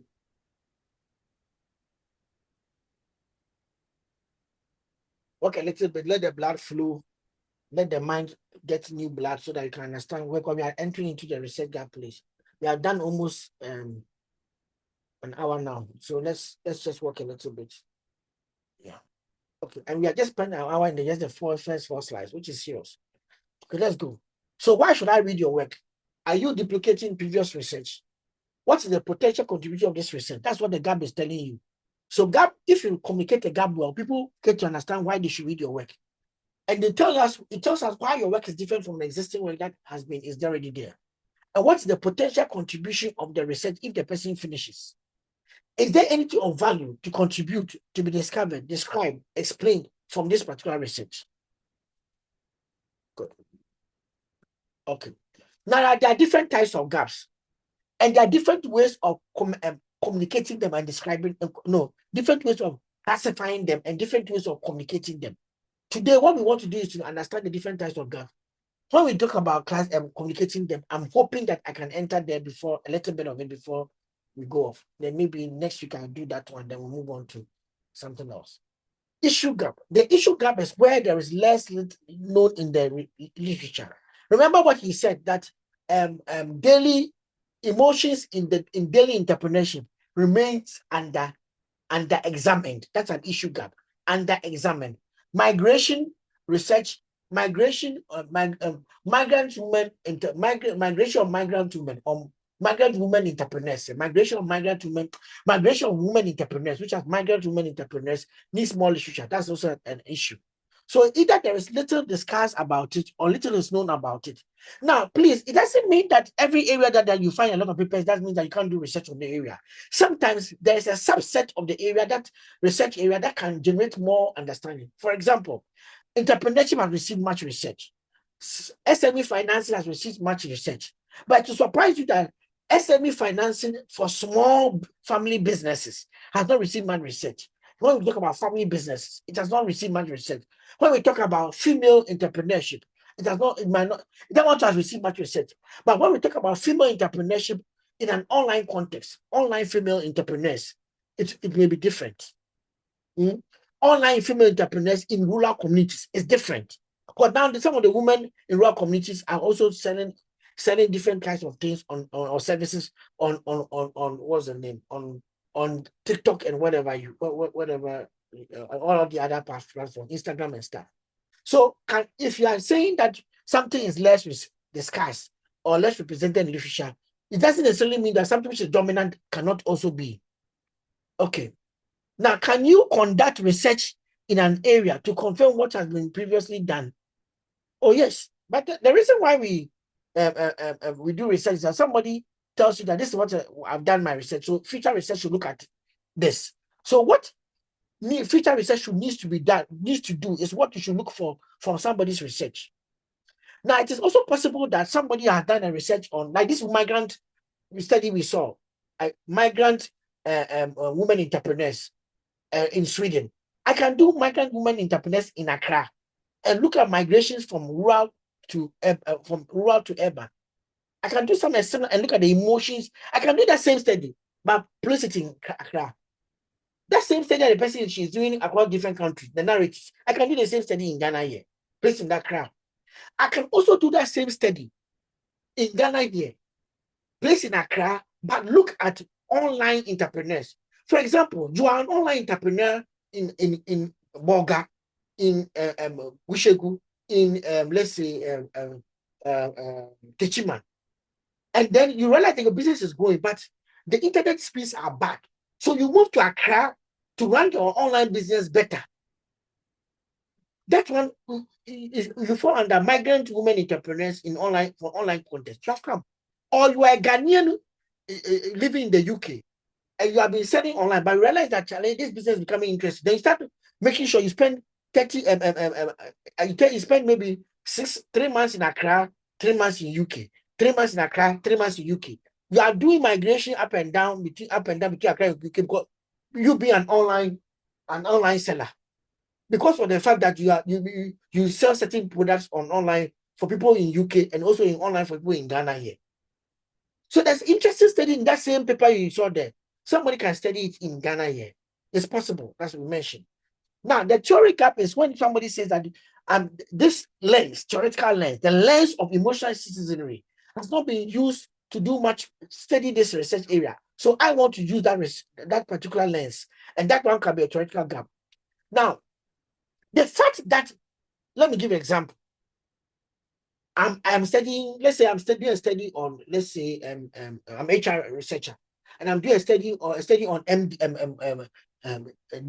deans in the business school, good, or deans in business school, deans across Ghana, business school. So you have different business schools in Ghana. I'm doing a study on them. Then I go and argue that the stages of grief theory, how people grieve, has not been used to study deans, and that's why I want to use it to study deans. What has that got to do with the deanship? stages of grief, which looks about emotional issues people go to when they are grieving. And you are talking about deanship and be a leader as a dean. The fact that the theory has not been used does not mean that it is relevant. But technically, when we have something that dealing with emotions and entrepreneurship, and the emotional theory that we know of is called emotional citizenry. Has emotional citizenry been used in migrant research regarding entrepreneurship? If it has not been done, then let me do it. So don't choose a theory because the theory has not been done, but that the theory best fit the topic area or the concept or the phenomenon you are going to study. Maybe the theory has been used to study the phenomenon, but in developed country or in South Africa, but you are the first trying to use that to do the same study, but in Ghana. So being choosing a theory should be relevant. Don't choose the thing that they call the theory has not been, that's why you're using it. It doesn't make sense. It doesn't make sense. You have to make sure that it has I can't use emotional citizenry theory to go and study why people do galamsey in Ghana from the perspective of the people who is a politician. It doesn't make sense. Politician issues, if I find a story, rationalization theory, how people, a politician knows that it's wrong for him to do it, and how is the politician rationalizing the evil the person is doing or the thing the person is doing. So I'll use rational choice theory. Rational choice theory that people tend to rationalize their choices when they are making it. So I want to understand that you are a politician. Government instead don't do galamsey. You are doing galamsey. So I should understand that what is it that is making you do the galamsey. I'll use rational choice theory and I'll use another theory from corruption or greed. Maybe there's a theory called greed dynamics theory. I don't know. But if you type greed and theories online, it will tell you what greed theory. So I can use that one to study why the politician is still doing galamsey. Okay. So remember that doing galamsey is a choice. What are the choice theories that there? There's game theory is for choices, and there is also rational choice theory. This is for choices. So I'm choosing the theory because it's about choices. It's not because it's just about galamsey. But if my study is about sustainability of the environment, then I can use the triple P theory to be able to study that one. So let's ask ourselves, what is the core issue I'm studying, and what are the current theories that are being used to study that area? Are there current gaps that people are pointing out we should use? Or is there an opportunity? For example, somebody tells you that the way galamsey is going, it's not about the fact that people don't want their environment to be sustainable, but people who are in power are still doing galamsey. Is there anything? But current galamsey studies have been studying for sustainability research so much. Nobody is looking about the politics and rationalization. So you're going to use a political theory and then rationalization theory to study galamsey. You see where I'm coming from? I'm not saying sustainability research is wrong. I'm saying that also only looks at only certain parts of the variable of the phenomenon. But the phenomenon is increasingly being involved, being attractive to politicians and even other countries who are coming from other like China some Chinese companies were interested in this. So why is it all of a sudden there's a graph for it? Is it about just rational choice or politicization or even capitalism? So I can look at certain theories that look at capitalist agenda in galamsey. So there's a lot that you can do, but you have to choose what is relevant to the question you want to ask. The method gap means that that method is less represented in the research area, or what we want to know, that method will better give us a different view.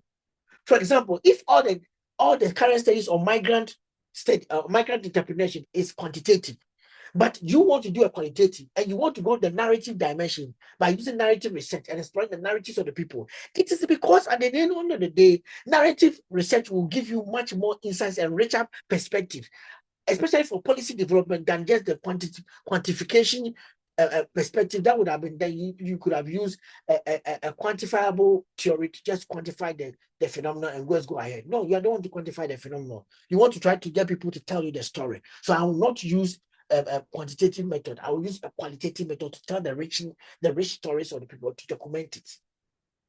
The context gap has to do with the geographic region. So if you look at it very carefully, the study that we saw earlier was being done by Professor Abel, was being done in a developed country, but inconclusive.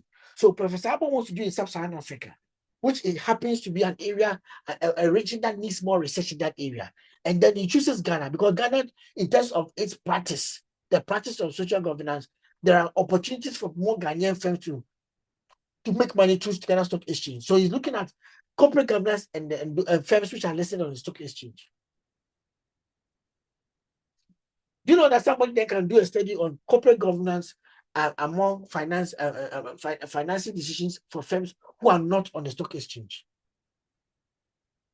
But the reason why Prof did the stock exchange one is because he was able to argue that there are options for financing has increased. So the propensity for corporate governance issues to happen or to be bled is more likely in such firms.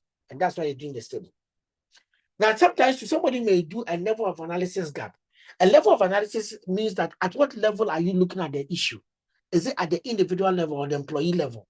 Is it at the organizational level or the industry level? Or is it at the national level, or should I say the level of the economy? Or can it at the meta level, which is, so you have got the micro level individual, meso level the firm, macro level the nation, and then and maybe sometimes macro level the nation, sometimes even the economy. They have got meta level that looks at the regional studies, comparing, maybe you want to do a study that looks into Africa. And so meta level gap. You can have a meta level. For example, that Swedish paper we saw, the person said that he's looking at out of 26 countries. He's studying women from 26 countries coming to what? All coming into Sweden.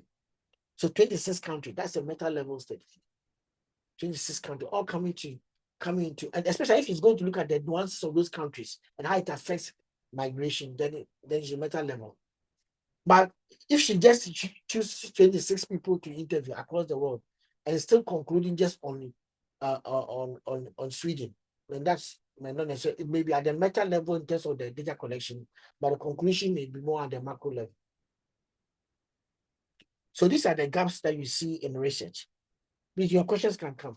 These gaps are usually communicated in the introduction of a journal article or in the future research direction or gaps for future research. That's where you see some of these type of gaps. Okay, I don't see any question. Now let's look at this one. This one is triggers of entrepreneurship among creative consumers. This is the research problem. He begins by saying that empirical studies have shown that 10.7% of all startups and 46% of innovative startups which were created in the United States in 2004 were founded by users. The paper is about end user entrepreneurship. When users become entrepreneurs, you are a user of a device, and then you become an entrepreneur around the device. Okay, so that's what it's talking about. Then he's saying that other studies find that US-29% of US-based medical device startups and 84% of large and small firms in the juvenile products industries were founded by physicians in the first case, and parents and babysitters and caregivers in the second one. So what he's trying to point out is that large firms in the juvenile products industry were always founded by babysitters and parents who were working in that area, and they themselves became entrepreneurs. So he's trying to tell you that there's a possibility that somebody being a user of an activity or of an device, a device or equipment can become an entrepreneur related to that particular device. Okay. Over the past 10 years, these empirical patterns, you see the word again, these empirical patterns highlighted the magnitude and importance of user entrepreneurship for the industrial system. So that means that Winston, Smith, and Shah have established that it's important to look at user entrepreneurship in industry. However, as firm founders and end users, in contrast to professional users, remain relatively unexplored. He's pointing out a gap. What he's pointing out is that in user entrepreneurship, you have got different types of people. You have got people who are those who found firms, those who are end users, and then those who are professional users. So he's saying that in contrast with professional users, those who are usually end users before they became who became entrepreneurs from an end user perspective have not been explored by scholars. That means, in other words, it's saying that end user entrepreneurship has not received much studies by scholars, but professional users who have become entrepreneurs have received much studies already. Okay, so end users means that they don't do it for the profit; they were just there and they chance into it. Okay, now this is because he said that even though the CAF1 firm survey conducted a sample of 5,000 startups launched in 2004, only 40% of the user firms were created by end users. 40% is very high. That means that these are users who became entrepreneurs by using the product and they themselves created their own entrepreneurship. This exploratory study focuses exclusively on consumer entrepreneurs and aims to extend our knowledge of this unconventional but growing form of production. What is a growing form of production? User entrepreneurship. So the study is going to focus on that one. So this one introduces the area of research. Then it goes on to say, okay, so in the literature review part of the work, he also pointed out some gaps and then came up with the research objectives or questions for the study. In the field of consumer sporting goods, Shah and Trippers developed a theoretical model to explain. So he's looking at the theory. When creative users decide to found or not found a firm to commercialize their own innovations. So he's asking you that these Shah and Trippers was able to establish 3 factors that allow people to become an end user entrepreneur. 1, when they have access to complementary resources. 2, when they possess information advantages, enable them to uniquely actively exceed the opportunity cost of their time.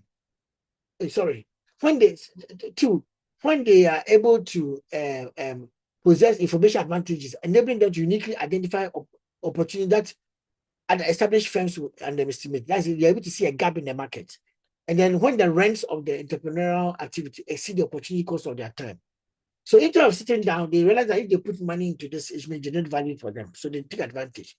And then sometimes they may see something that they can take advantage, but an established firm may not be able to do so.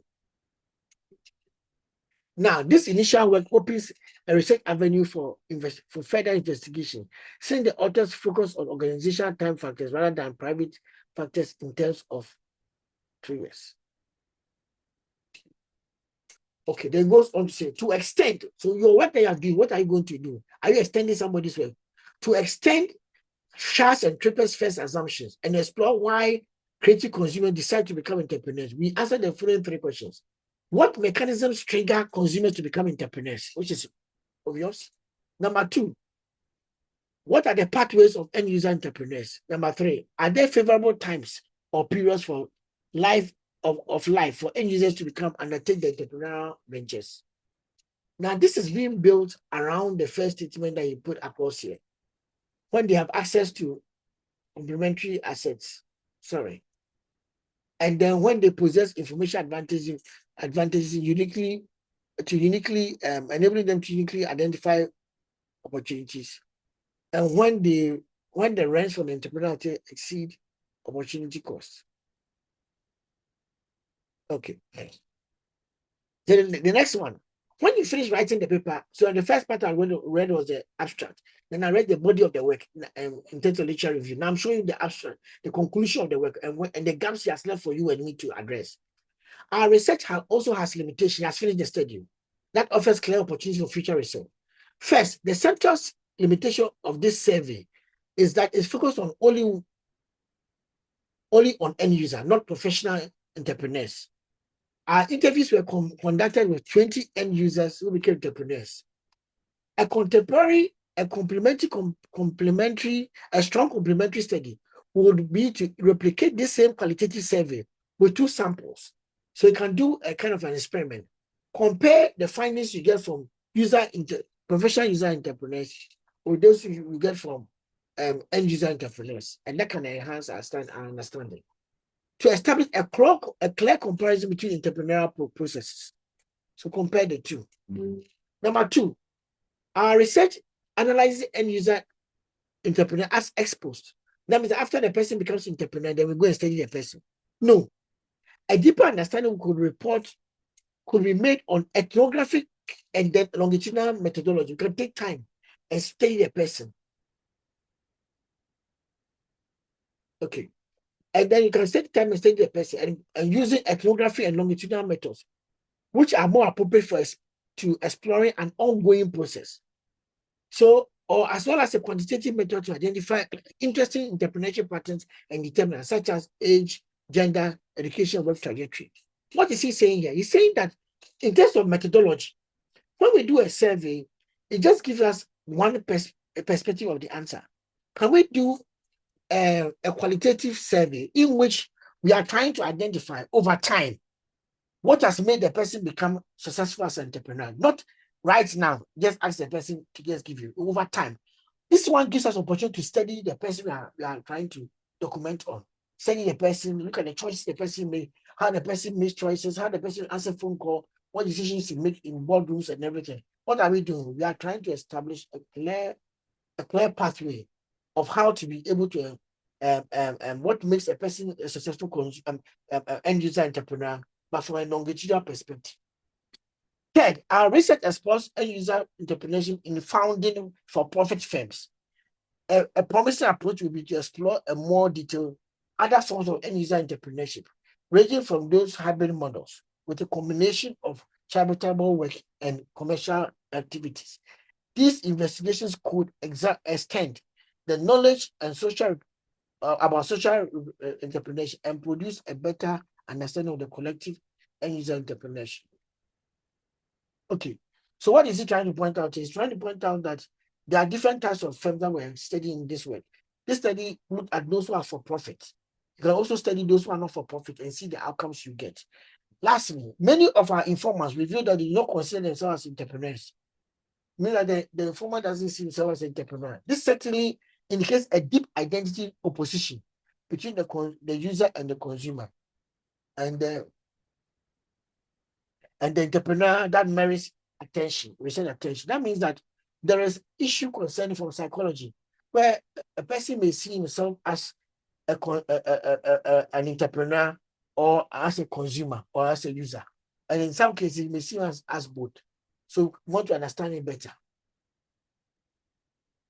So if I was supposed to do my long essay, I'll pick from this area and make a choice. I pick from this area and this particular type of science, make a choice. Yes, can one conduct research into an area to confirm? We have answered all. But let your questions flow. So when you look at research gaps, they may be communicated as missing issues in literature, limited discussion in the literature, missing theoretical model,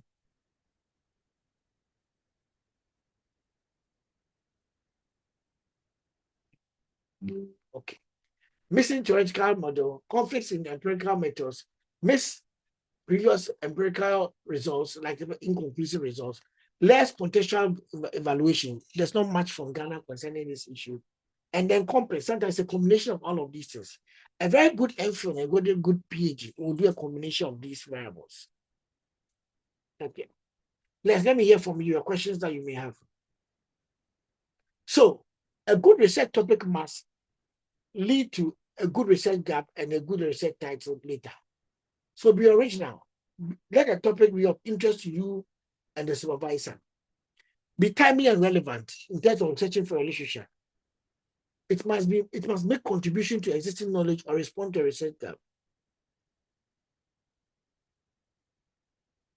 Okay. Then it must be specific, distinct, and not broad. It must incorporate the purpose of the main research. That's at the end.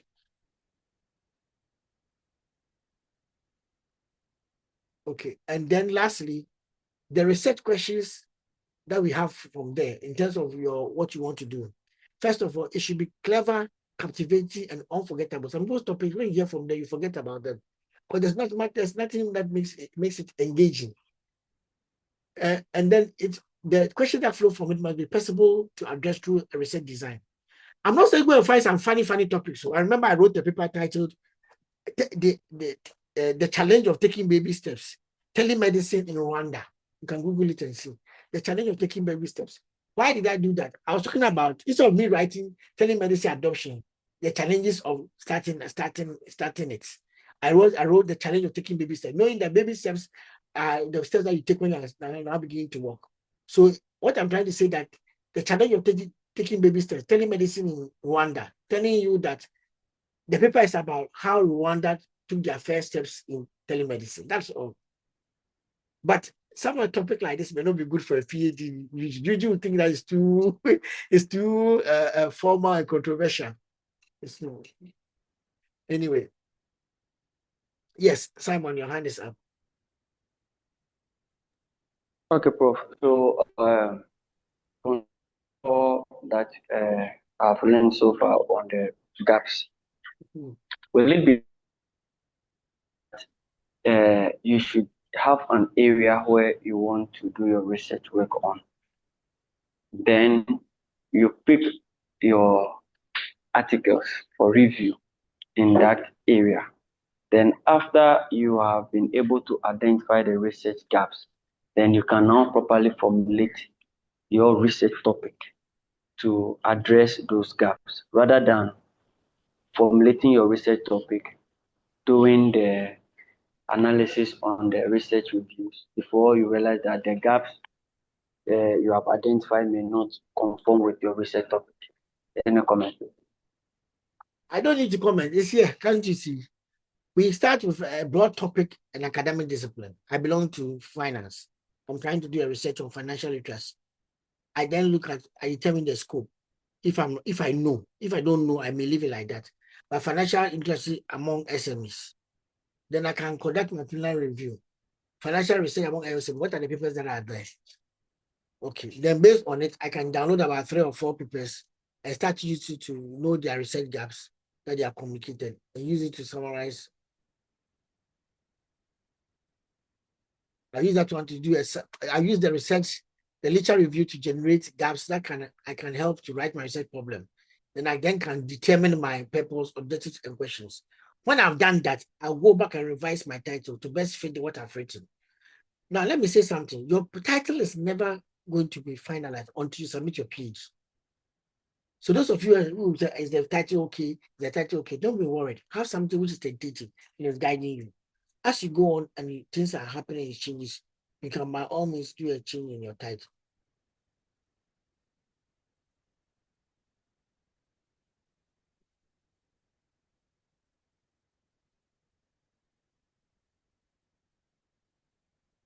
Okay, please, any questions before I continue? There's a lot to be done. Okay, so let's continue if there's no questions. The first thing we need to appreciate is that we start our work with a business problem.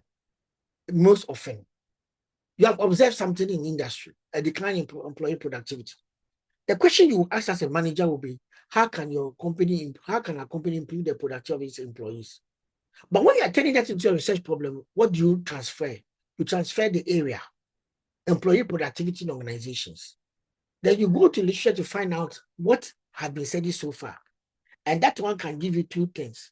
Factors that influence employee productivity or the characteristics of productive employees. 2 different research.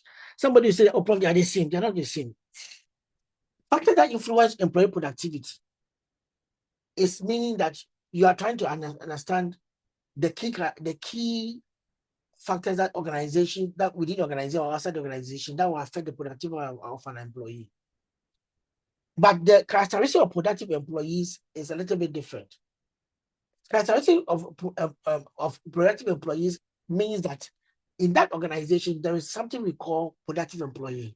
And that productive employee measure is defined by the people in the organization. And when they define it, they tell you what it is to measure that.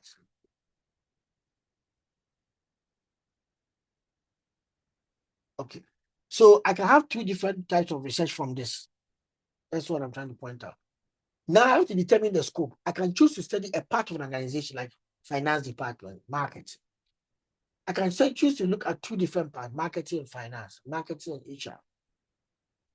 I can choose to study one organization, a case study of MTN. Or that's a big organization. Or I see to study its branches or several organizations. And I can choose to study a sector and just sample or sample a set of firms from the sector. So question is, what do you want to study? Now, does this one need to be done before you choose your research problem? No, not necessarily. Sometimes by reading on research problem, you can even narrow down on what would be the best scope that you can contribute good literature for. So every good research title or thesis title starts with a topic, a context of where they'll do the study, a scope of where how far they'll cover, and a potential contribution they're going to contribute.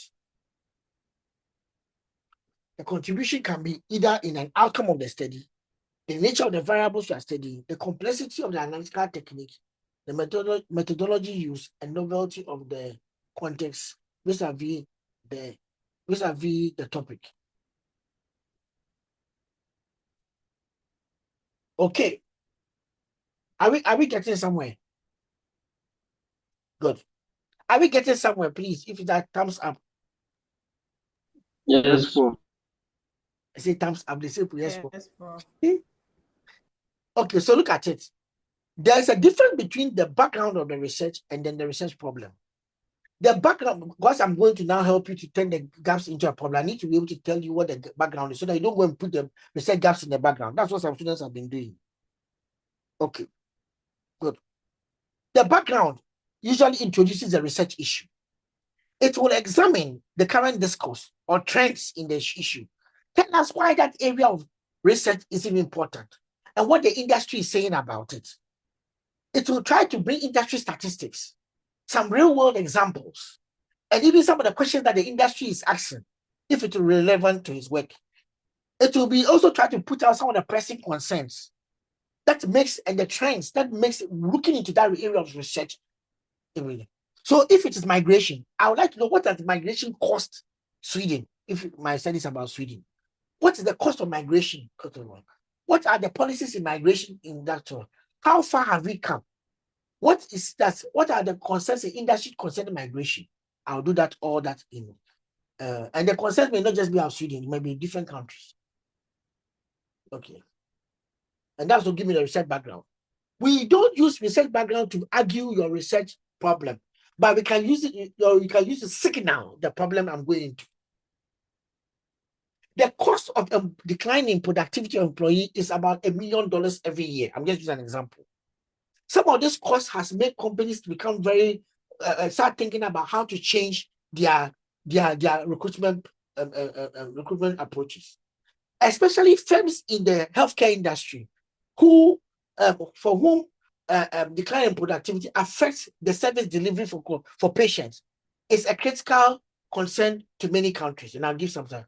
According to the WHO, the number of this maybe firms of employers in the healthcare sector who have been retrenching their employees or something like that has increased in the last 10 years. To the extent that in some of the developed countries, healthcare personnel are being imported from developing countries. All this is about talking about migration in the healthcare sector and employee decline and stuff. So that's what I'm trying to do. Hence, understanding what is driving such developing country firms, developed countries, healthcare institutions to start importing from African institutions, and then why Africans are aligning themselves as exporters of healthcare talent is a question worth exploring. That's how I end it. I'm trying to pose the research question. It's posing, it's posing. I'm trying to pose it. But I'll still use literature in terms of statistics, instead of strengths in the industry, instead of research happening, to create the situation, to show that this area of research is important to research on, in terms as a topic or as an area of research. But when I move to the research problem, I need to point out the need for a solution in addressing a discrepancy in the literature, not the discrepancy in practice. The discrepancy in practice is research background. The discrepancy in literature is research problem. Please, can you repeat it to your own self? The discrepancy in literature, in practice, and policy is research background. This discrepancy in problem research is the research is what? Is research problem. So whenever you say there's a research problem, you need to tell us which literature are we looking into. You cannot say something is a research problem when you cannot point out that a researcher or researchers have refused or are yet to look into something, or they have not looked into something, or they are pointing out that they need to look into something. It should come from researchers, not practitioners. However, a researcher can point out that these issues have got policy implications if you don't do something. That is what a research background issue. But a research problem issue is more about the problems that the gaps that are in the research, not in the practice. So I won't go and take Ministry of Communication report and say it's a research problem. That is a research background issue. Then I can turn that background issue into a research problem.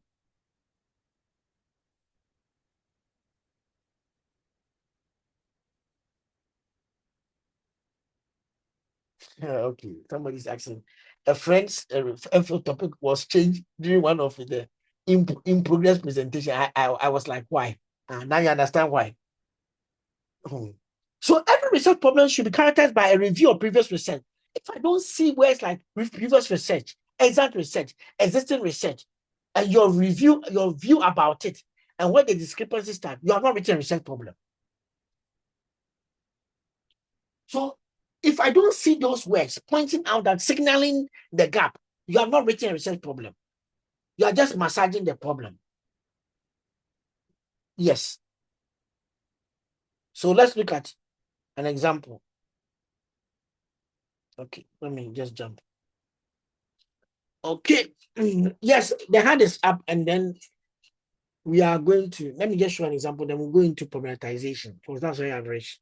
We'll do problematization for about 30 minutes, and then we call it a day, then we'll continue next week, because there's a lot that's going on in people's minds. Prince, go ahead. Thank you so much, Prof. I just want to get the last bit that you spoke on. So if I find an issue in practice, I have to check its correlating literature, what has been done, the gap that has been identified that correlates with the issue in practice. That is how I get my research problem.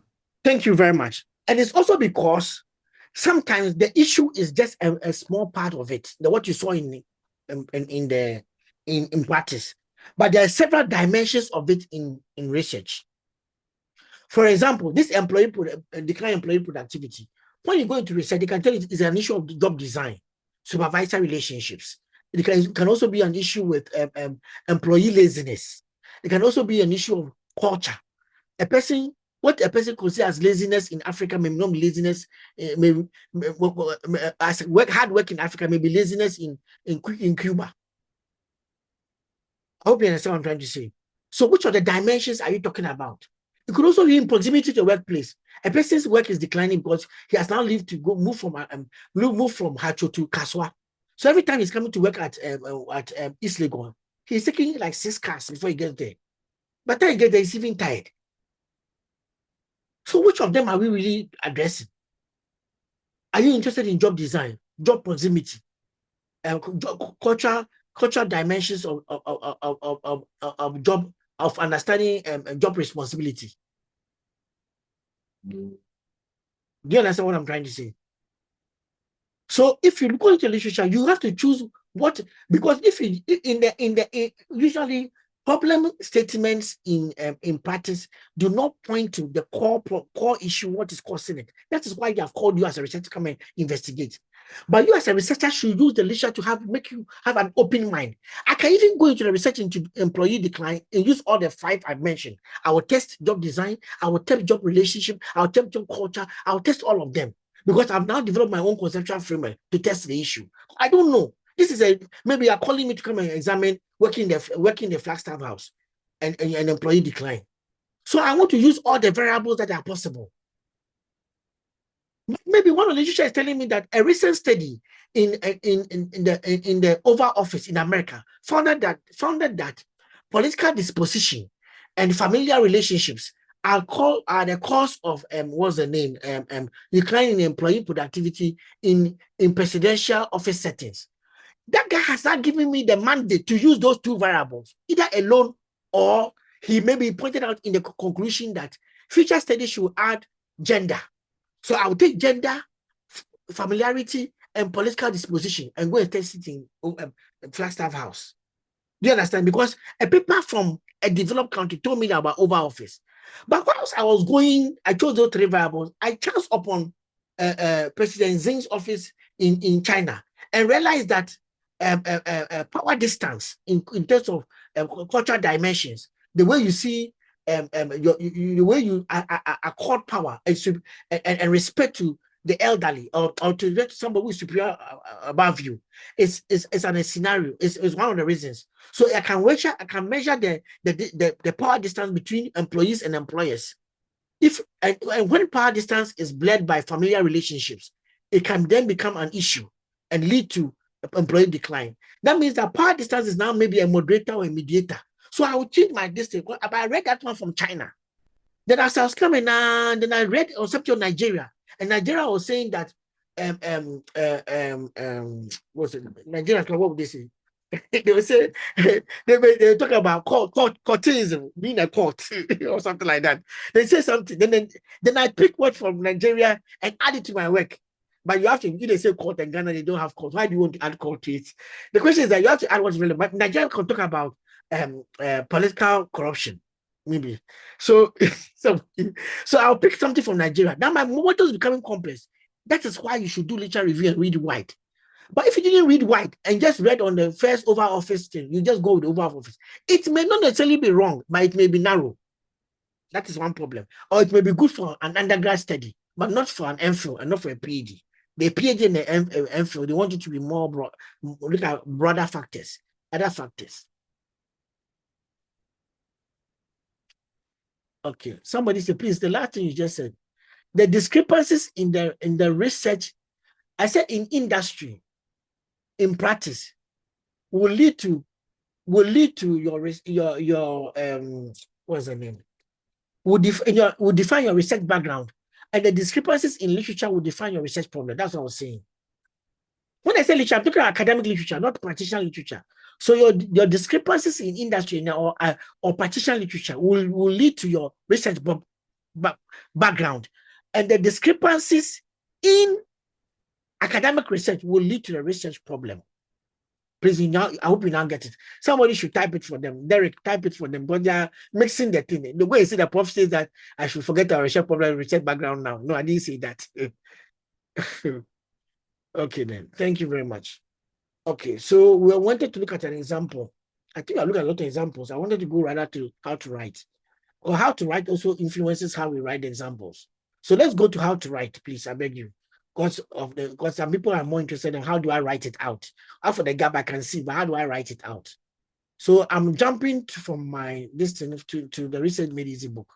In the Research Made Easy book, there's chapter 2B. This is where the writing comes from. Emilia, please go ahead with your question. Emily, sorry.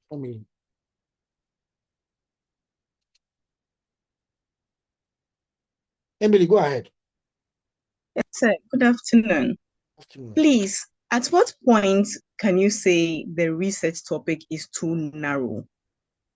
The last thing you just said, I understood that you can have a research topic, but look at it from different perspectives, using different conceptual frameworks, different theories. What I want to do. In that case, do I need a very broad research topic or a narrow research topic, but looked at from different angles? Okay, what I meant by being narrow means that you are just looking at maybe one variable, but there could be the other variables, and literature is pointing at the other variable. You are refusing to look at the other variables. If I refuse to look at the other variable, there could be a definite reason, and I should be able to defend it. Do you understand me? For example, somebody suggests that the current understanding of SME financing is from the fact that SME financing has to be SME gets financed by establishing readiness and by establishing relevance. Okay, I'm using that as an example. So readiness and relevance drives SME financing. So if they're able to establish their readiness for whatever they're going to, somebody will give them money. If they show relevance to a particular area, maybe a particular policy initiative by government will give them money. So I established readiness and relevance. But who told you that SME financing only money comes from only government? What about inheritance? I hope you understand me. So if I'm not very careful, I may, for family-owned businesses, maybe their own personal funds they put into. So personal funding or familiar funding from familiar relations can become another variable. But I refuse to look at that one. I can refuse to look at that one because I may be thinking that that one is well established in literature. So I want to look at other variables. But somebody can argue that that one also is needed at a time. So now I'm more concerned about at what time does the funding become necessary. I've forgotten about all the variables. So I want to look at SME financing, but at what time does the funding they get become necessary, is become relevant? So I may end up coming to the hypothesis that at the starting of the firm, personal funds may be there. Then as you go on and gain some popularity, you may need to move into readiness so that banks will give you money. Then at that time you show relevance, then policy initiatives will give you money. So is it 2 years, 1 year, 3 years? And I can study different types of firms. I can choose to study a comparison between SMEs in the in the agricultural industry, SMEs in the healthcare industry, SMEs in the fashion industry, and the SMEs in the what's the name, in the small scale manufacturing industry, and compare all the four. This is an excellent PhD. So look at the variables I'm looking at. Too. I began with a study that, I wanted to do SME financing and looking at readiness and relevance. Then I started reading something about timing. And then there's something called owner funds. So now I want to plot it on time, and then the other variable. So I'm now exploring how time, the trajectory of an SME and funding, the relationship between the two. So I may end up developing stages of growth theory that tells you that at which phase of the phase of SME and the funding that they are is available to them, and what factors influence them in getting that. And that can be an excellent contribution of my PhD. In fact, what I've told you, somebody's PhD. Those who are listening, or somebody's master's, those who are listening who have gotten it already. So it's not about the narrow you understood it in a different way. Okay, but narrow is when you also become more about witch hunting. For example, you start a study. This one I give it as an example all the time. And then you say, why did John leave Sarah? And who is John? Who is Sarah? And we find out John is your roommate. John is a roommate, and Sarah is another roommate, and it's another person in university. The day you started the study, the next door neighbor told you, I could have even told you the answer. Why you even did the research? We even knew from the beginning that John is going to leave Sarah. Why even did research on this area? But if you do a study on the dynamics of inter-university relationships or university relationships between departments and other departments, that would have been interesting, because you are leaving there one instance to look at more of other undergrads have gone through the same problem and they can share their story. In fact, this classroom, people can share their story. The first book they got when they were on campus and outside campus and all that stuff. They can share their story. But if you want to look at why did John leave Sarah, that's an instance of the phenomenon. Unless the instance of the phenomenon, who is doing that? Unless the instance of the phenomenon is so unique. For example, why relationship between president's children and other president's children. That is a very unique scenario. So if you want to understand why maybe Kate left this person or this person left that person, that one is a presidential relationship, and that one is more interesting because it's very unique. Unique instances in history or unique instances of the phenomenon in industry can become something that we can study. But just a spurious occurrence of an event cannot become something that should become should the whole thesis be built around it. The thesis is built upon multiple occurrences so that we can identify patterns. Do you know the word thesis? What it means? I won't tell you the answer. Go and look for the word thesis, what it means before next week, so that you understand what it means when you are doing a thesis, both MPhil and PhD. What does a thesis mean? I'm not talking about the product. When they say do a thesis, what does it mean? I'm not saying a long essay. Thesis. Long essay is done by MBA students. You are doing a thesis, MPhil thesis, PhD thesis. What is a thesis? Okay. Can I continue? I should stop. Hello. Okay, so let's look at. Let's continue. Thank you very Please much. continue. Don't take any question right now so that we can continue. Now, the first thing that we need to understand is what we want to know. We want to know how to write, how to put and communicate what we want to say. So we call it constructing the opportunity for contribution, and it's based on a paper by Locke and Gordon Biddle that they pointed out that there are differences between there's a style of pointing out a contribution or pointing out a problem that can lead to a PhD or a thesis. And they talk about what they call stretching your intertextual coherence, being able to put the knowledge together to communicate that something new is there, and then being able to establish a problem. Right now, I'm going to do only one. How to be able to do the intertextual coherence, putting the words together. The first one we call it, the three types of coherency is synthesized coherency, progressive coherency, and non-coherency. Non-coherence, sorry. But I was using it more like an adjective. Okay. So linking different streams of research to suggest a new or undeveloped areas of study is called synthesized coherence. This one we usually see it when we are doing a literature review. We bring people different views and put it together. Progressive coherency is demonstration that the work has been going through different types of knowledge progressions. And now we are now arriving here, highlighting the progression of ideas and consensus among researchers and arriving at a point. So we are here now. Last one is non-coherence, indicating that there's lack of consensus on the ongoing debate within the field, which signals that we should look out for how to resolve the contradictions or the inconclusivity. This is what you saw Professor Abel using, that there is the current studies in corporate governance are in developed economies, but inconclusive. The ongoing debate is inconclusive. That was a very short part. So if you read the full paper, maybe you can be able to understand what he meant by the inconclusive. So you need to show that the current debate are divergent. So there's inconclusivity on this matter.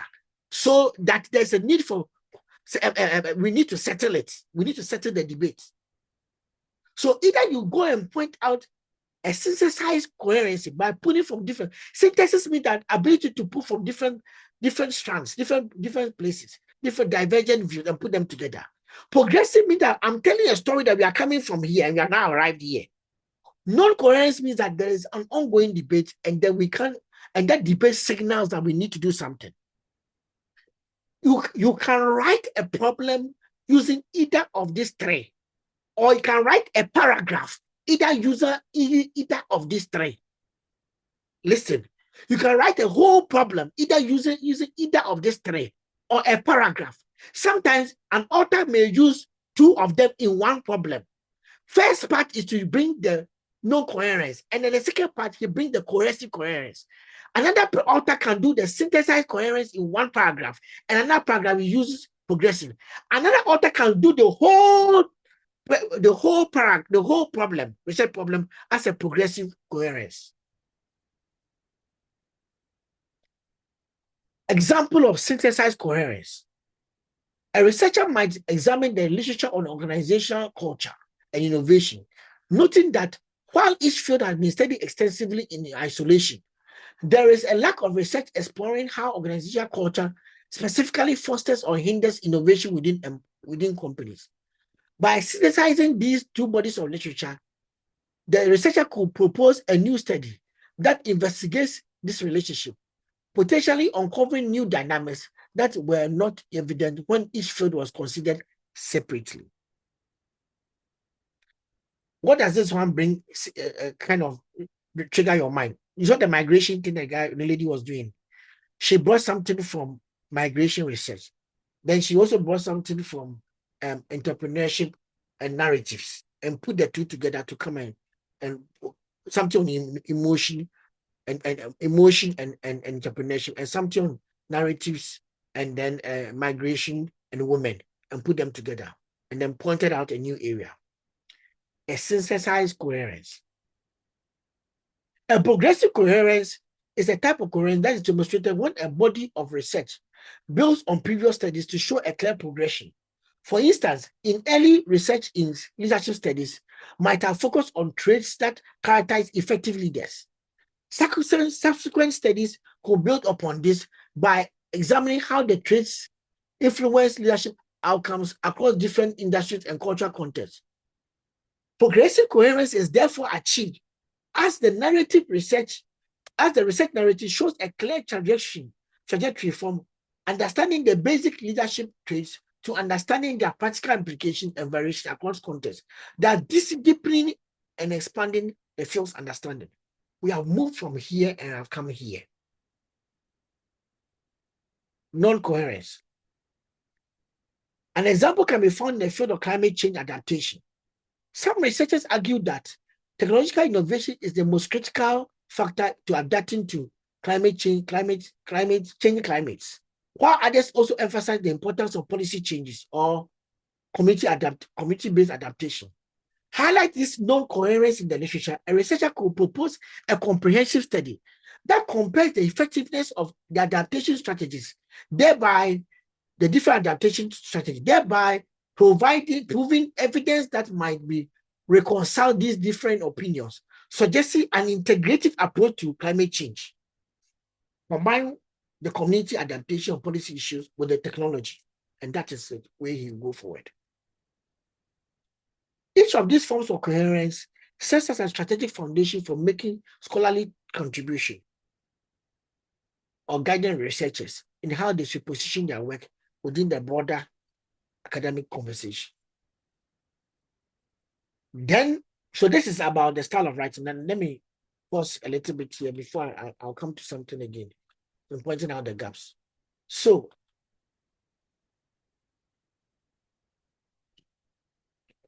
just give me a second. I want to use something to point out something.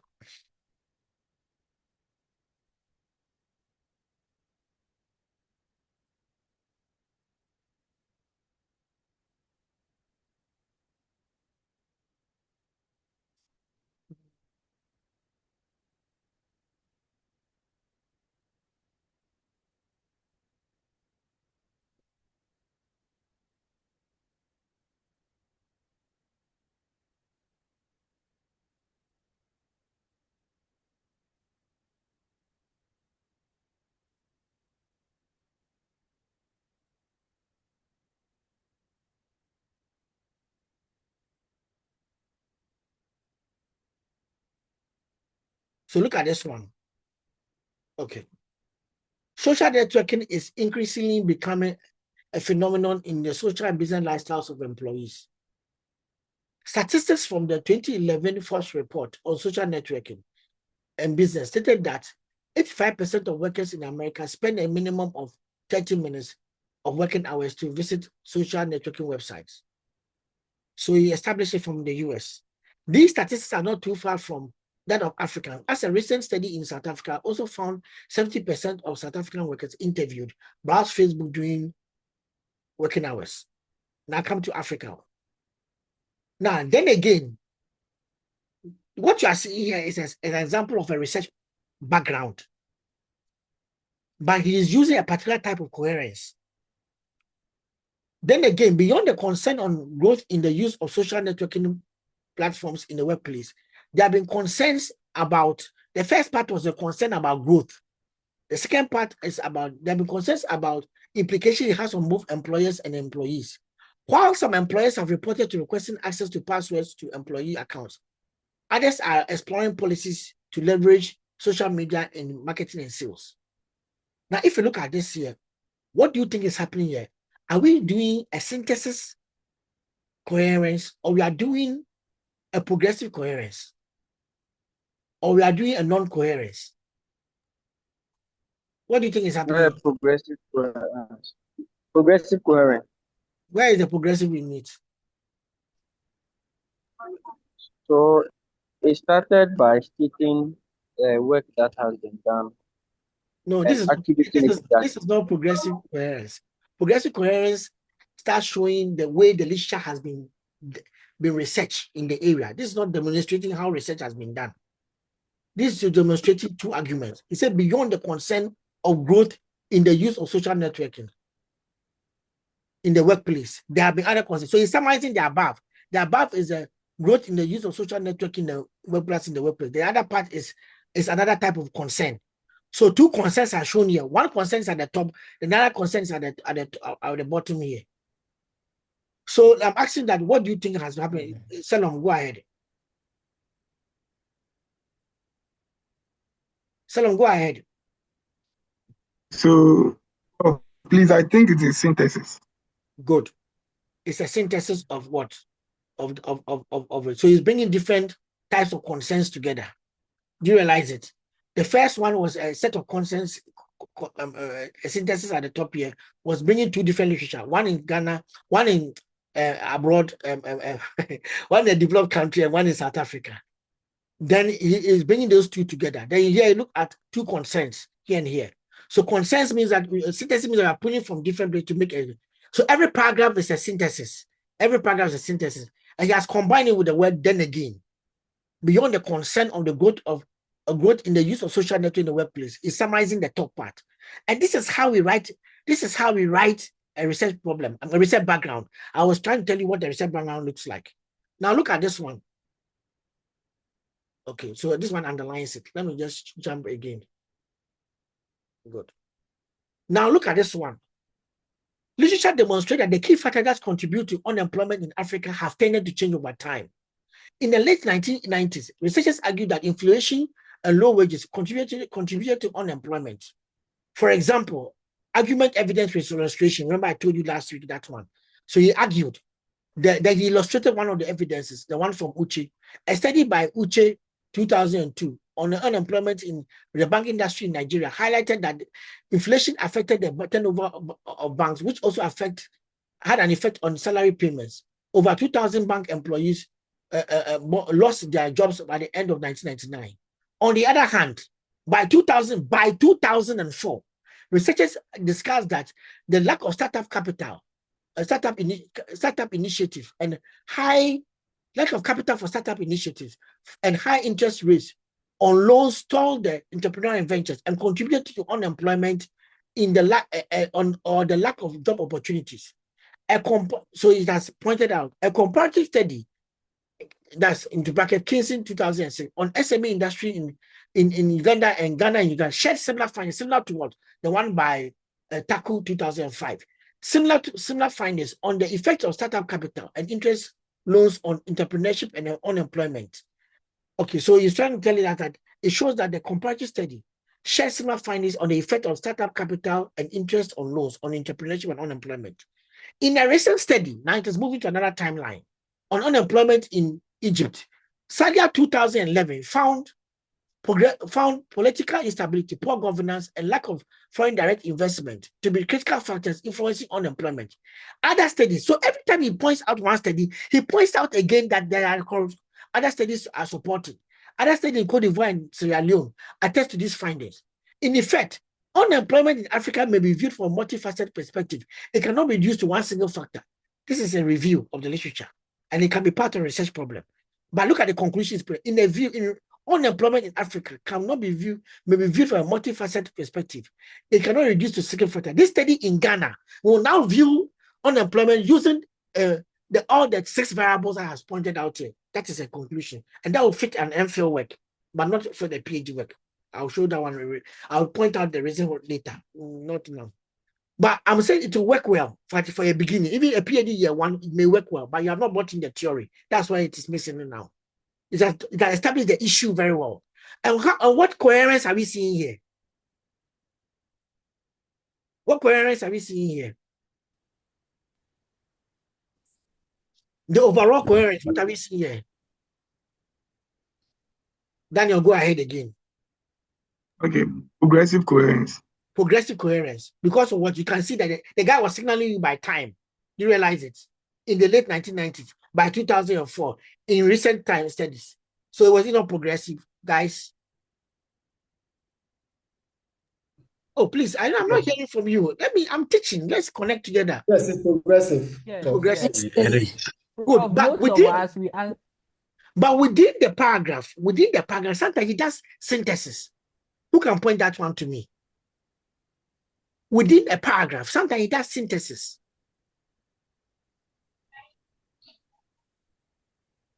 Who can point that one to me? Yes.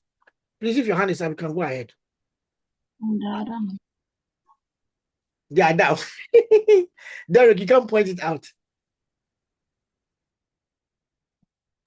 Prof, I'm actually thinking about it. Oh, guy, can't you see it here? A study a comparative study, shared similar. I'm comparing this and shared similar. Oh, other studies in this one attest to this finding. Is it not synthesis? The word attest to this finding. Yes, look at the keywords. I told you use the keywords.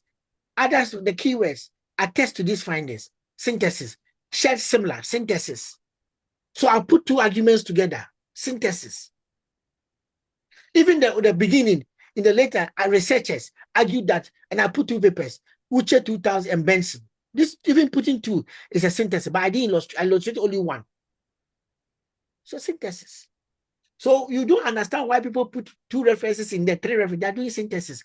These two authors agree.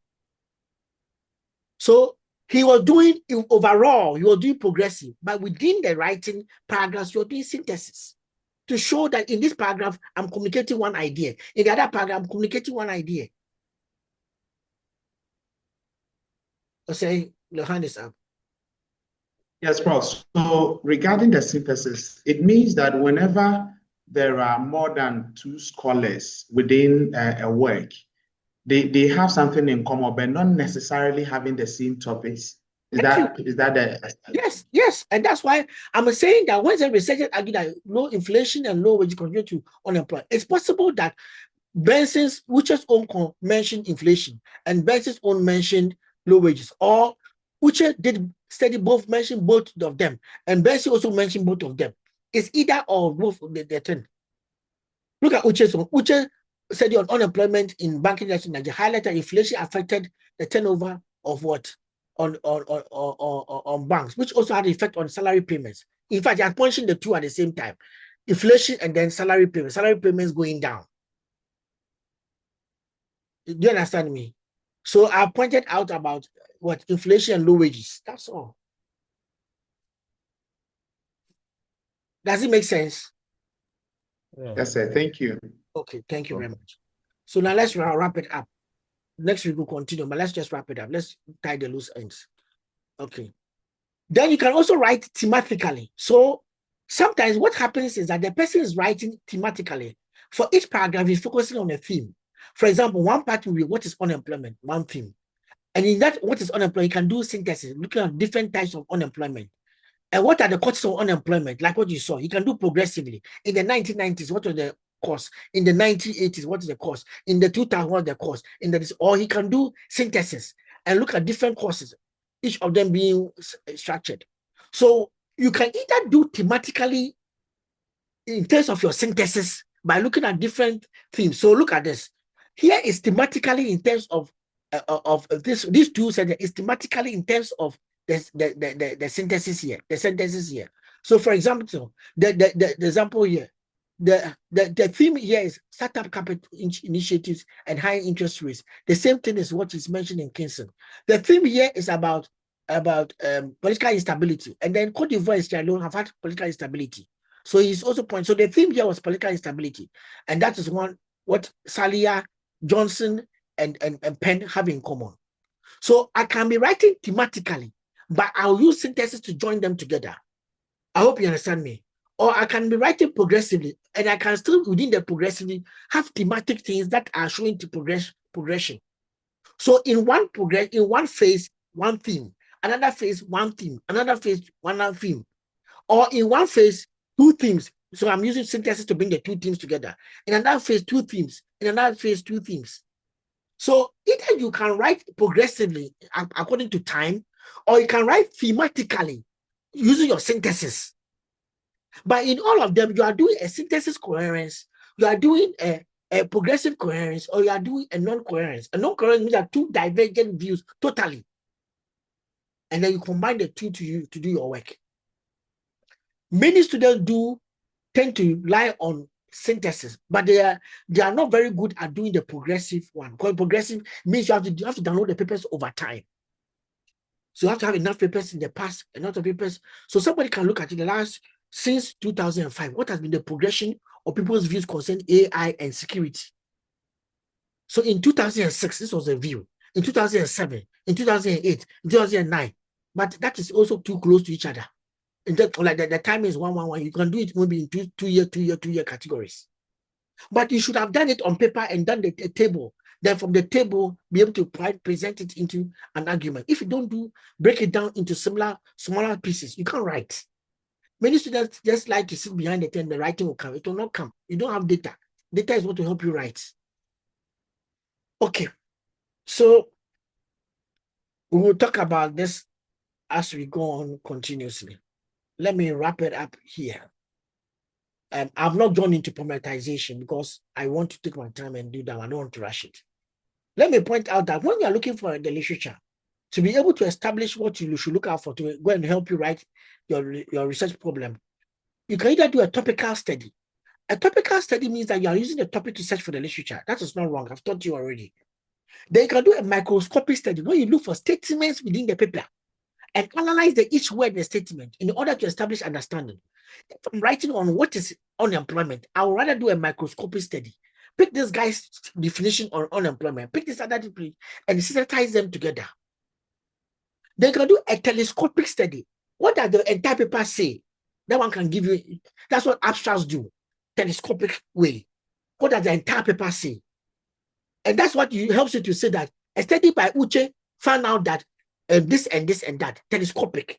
What does the entire paper say? A study by Salia found out that political stability, this and this and that. Those are telescopic writings. Telescopic. The entire paper is summarizing one sentence. Telescopic. Character study. You tend to realize that Kwame Nkrumah is the guy who has been writing on unemployment in Nigeria for the past 6 years. And you can study the way Kwame Nkrumah has been arguing on continuously. Or Professor Abo has been writing on SMET financing for about 6 years. And you can study on all the Professor Abo's writings on SME financing. And sometimes it becomes necessary to do that, but you have to know when to use it. Especially when there's a confusion. In addressing this confusion, a string of studies was done by Abo 2007, 2008, 2009. In 2007 paper, Abo argued that this. In 2008 paper, Abo argued that that. In 2009 paper, Abo argued that that. In effect, Abo has established that when it comes to SME financing in Ghana, we should look at it this way. That is how I've read. You see how that's a character study. A character has been able to contribute that knowledge. When you see the person keep on repeating papers in that area. Then the geographic study. The papers in developed country is inconclusive. Sub-Saharan Africa is doing that. That's our geographic studies.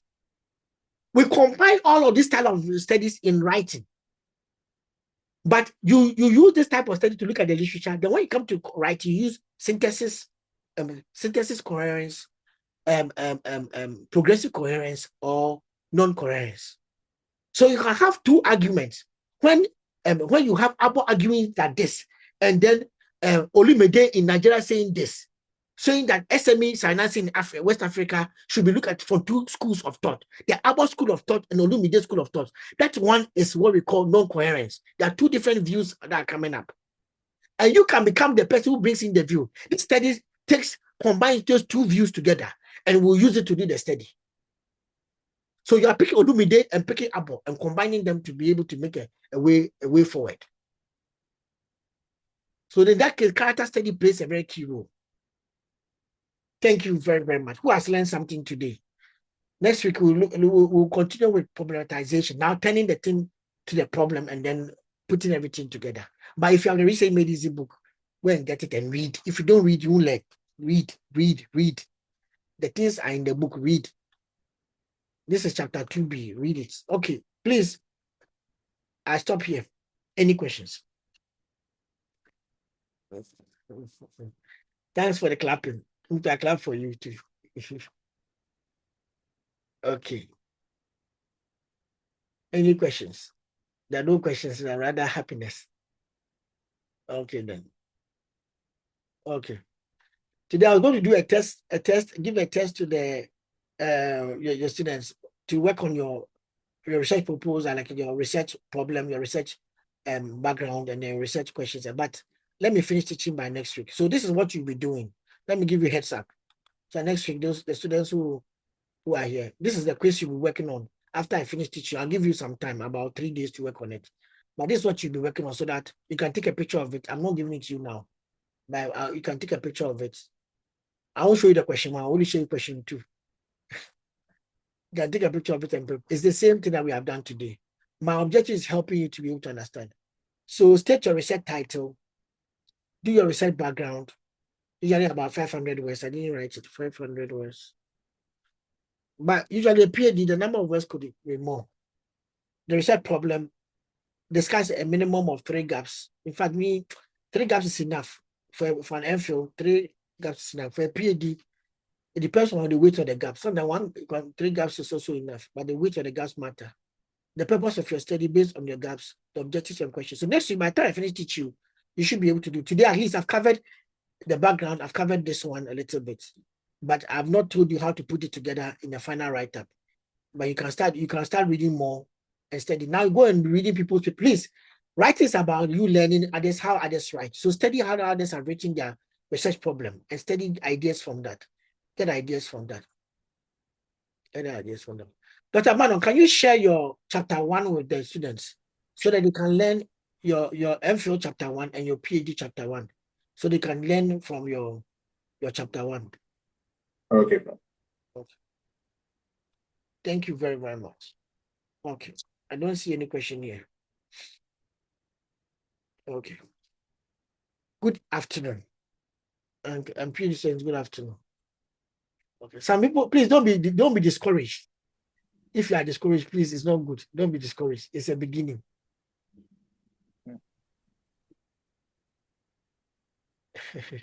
I like the way some people are arguing about whereas. Okay, then. Thank you very much. The bookshop was doing a sale last week, so I don't know. They reduced the book to about 220 or 222. They're doing 10% off last week. I don't know whether it's still holding. Okay, then. Thank you very much. Okay. So the video will be made available to you. And I'll put it on the class platform. Also put it by the end of the day. So that those who want to start reading, I know if you take your time and watch it again, you will understand it better. Thank you.